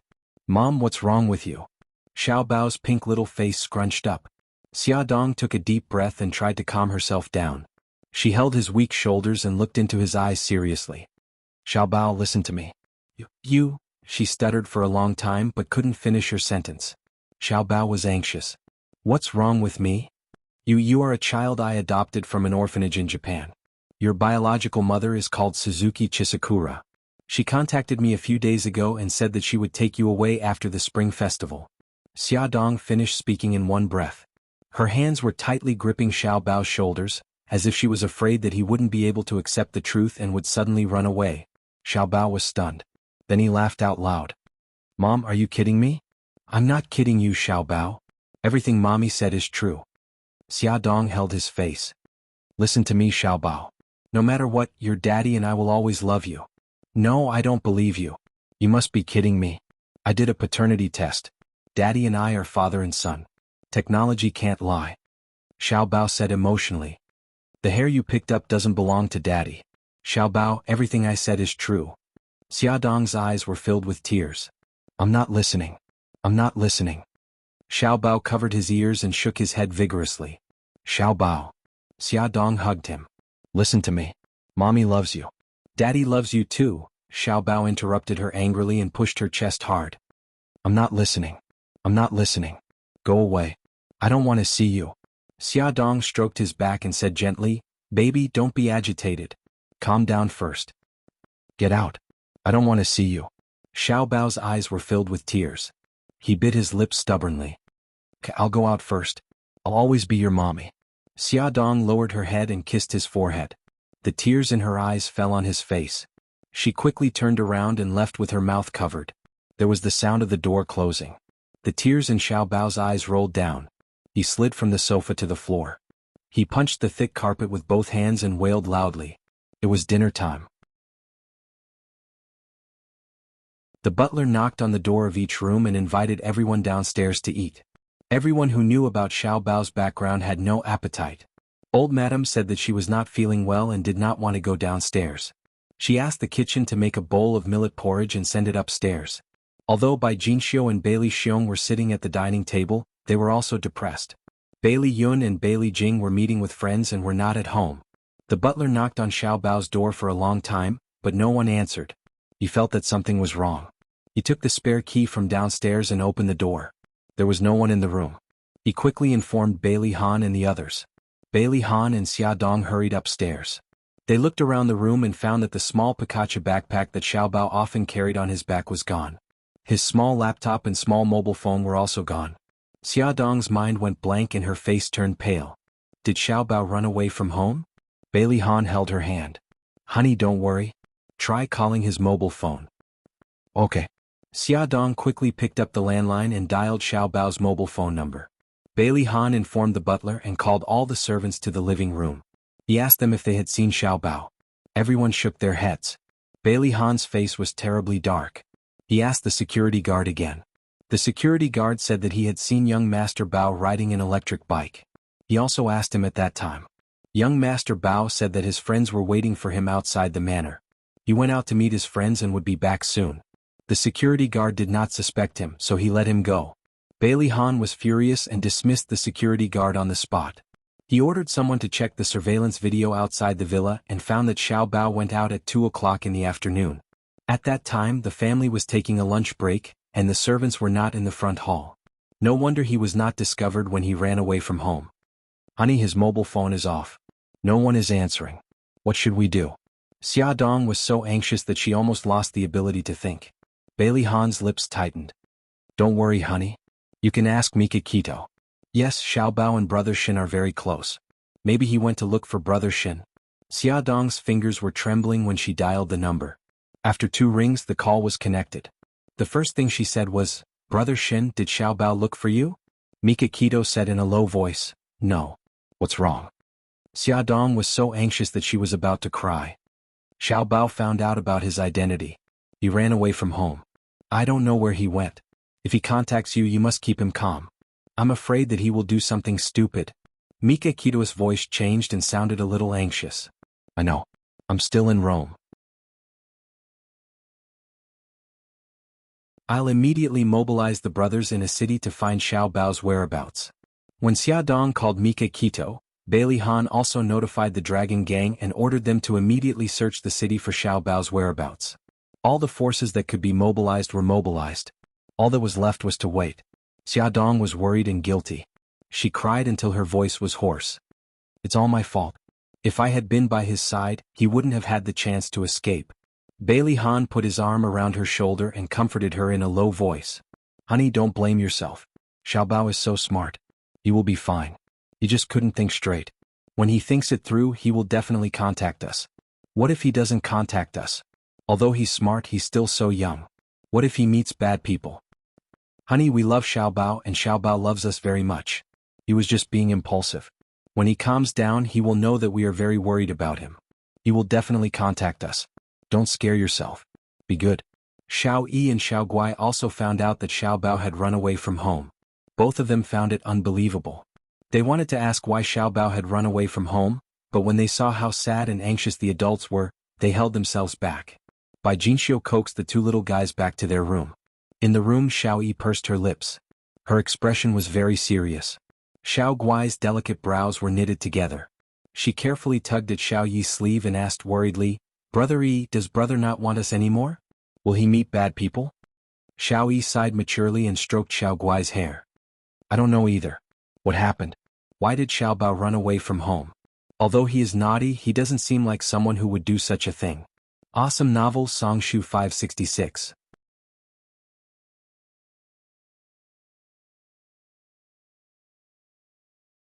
Chapter 321.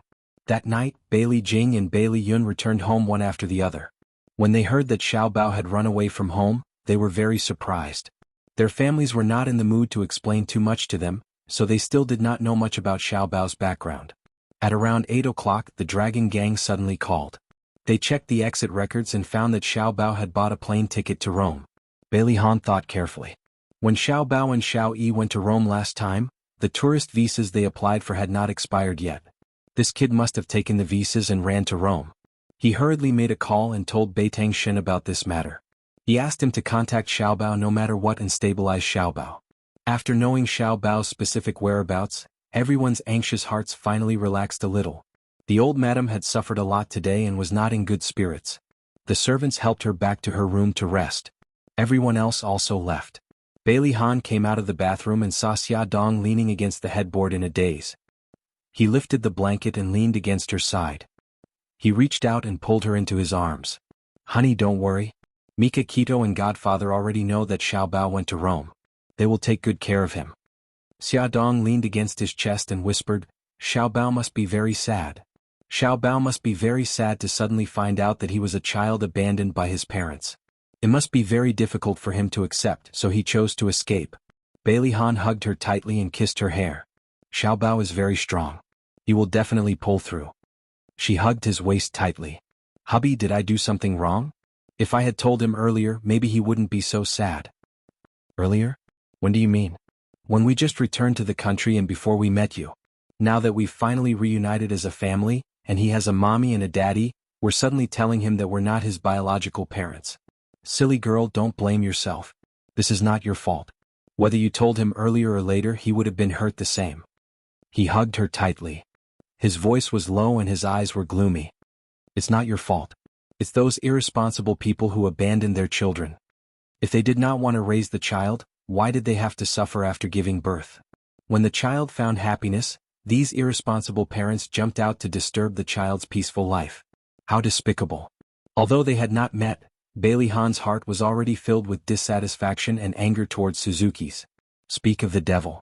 Just as Bailey Han calmed Xia Dong down, Xia Dong's phone rang. It was a text from Suzuki Chisakura.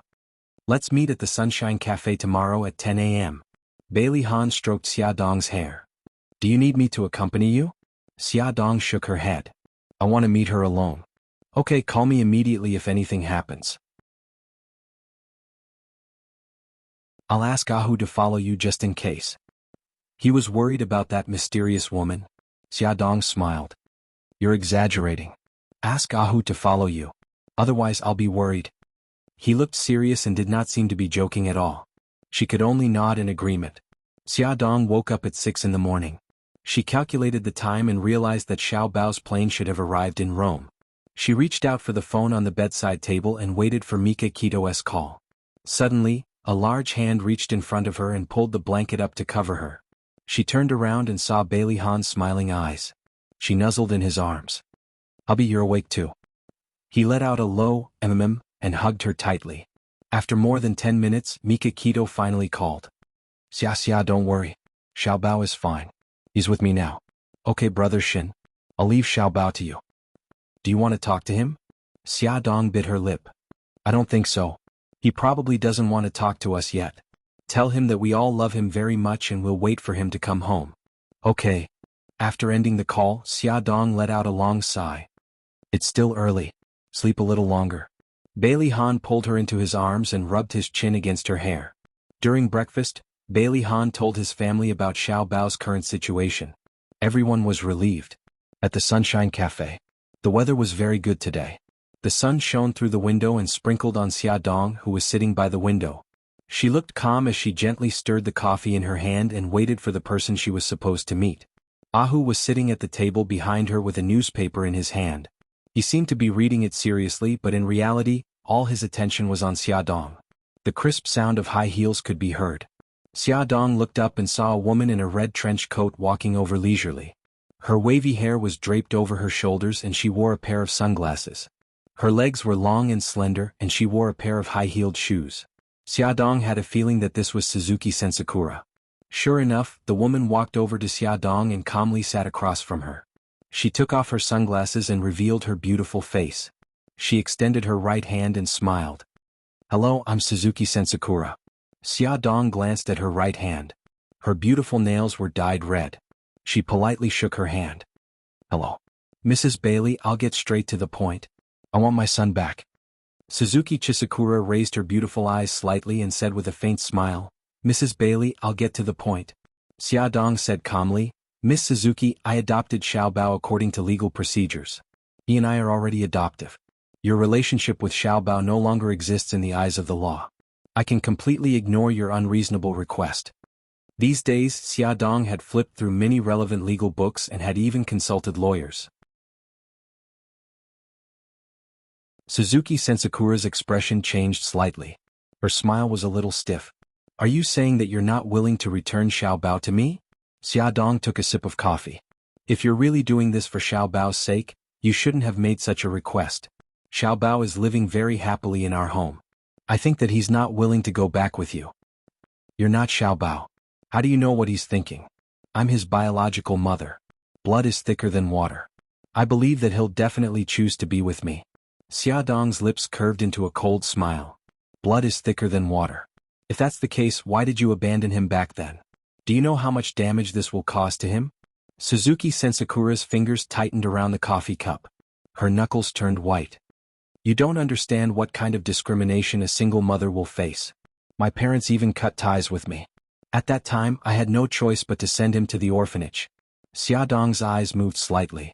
After a moment of silence, she said, I can understand the pain of having a child out of wedlock because I was born out of wedlock myself. However, I've never thought of abandoning my children. I'm telling you this not to blame you or anything. I just want to tell you that I love my children. For their sake, I don't mind being mocked. I think that Xiao Bao being with me is the best choice for him. If you really love him, you should think about him. Suzuki Sensakura didn't look surprised. Before she decided to take back the children, she had done a lot of research on Xia Dong and the Bailey family. Of course, she also knew that she had a child out of wedlock. She said calmly, as far as I know, the Bailey family has a rule that only the eldest son can inherit the family business. In the future, the Bailey group and the Xinghao group will belong to Bailey Yi. Xiao Bao won't get anything. As for me, I'm already financially capable and I only have one child. If Xiao Bao marries me, he'll be able to inherit a large amount of money in the future. Xia Dong looked at her steadily. Other than money, what else can you give him? Suzuki Sensakura smiled. I love him. Xia Dong smiled. In that case, we'll let Xiao Bao choose for himself. Suzuki Sensakura raised her eyebrows. Okay, but I want to meet Xiao Bao. You've already cultivated a relationship with him. I also need time to cultivate a relationship with him. This is only fair. This depends on Xiao Bao. If he wants to meet you, I won't stop him. If you don't mind, I'd like to visit the Bailey family today and meet Xiao Bao. Xia Dong pursed her lips. I can't do it today. Xiao Bao went abroad to visit his family. Suzuki Sensakura's eyes were filled with suspicion. He was at home for the past 2 days. Why did he suddenly go abroad? Are you trying to play some tricks? We can escape for a while, but can we escape for a lifetime? This matter can't be solved by running away. Xiao Bao is only going abroad for a short time. He'll be back soon. Okay, I'll believe you for the time being. After Xia Dong returned home, she repeated her conversation with Suzuki Sensakura to old Madame Gu and the others. Old Madame Gu was quite indignant. Since we've already established a legal relationship with Xiao Bao, Suzuki Sensakura and Xiaobao are no longer legally related. Why did we agree to let her see Xiaobao? I say it's better to keep her out. Bai Jinxiu comforted her. Mom, don't say such things out of anger. I think Xia Xia's approach is more appropriate. We can settle this through negotiation. This way Xiaobao won't be hurt. Xiaobao is a very smart child. He will make a wise choice. If he really wants to reunite with his biological parents, we'll only make him hate us if we stop him, won't we? Old Madame Gu sighed. I know, but Xiaobao has run away from home. Does that mean he doesn't want to stay in this family anymore? I just can't bear to part with him. Xia Dong's gaze was firm. No, he won't. I believe in Xiaobao. Grandma, Mom, let's just give him some time. He'll come around. She had lived with Xiaobao for 5 years and knew him better than anyone else. He had run away from home because he couldn't accept his background, not because he hated the Bailey family. Beauty novel Xinwu 799, that you're tuning in to the Dreamy Chapters YouTube channel.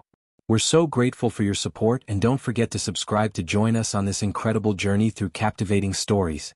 Your generosity through donations truly makes a world of difference, as it's the primary source of revenue that allows me to expand and enhance this channel for you.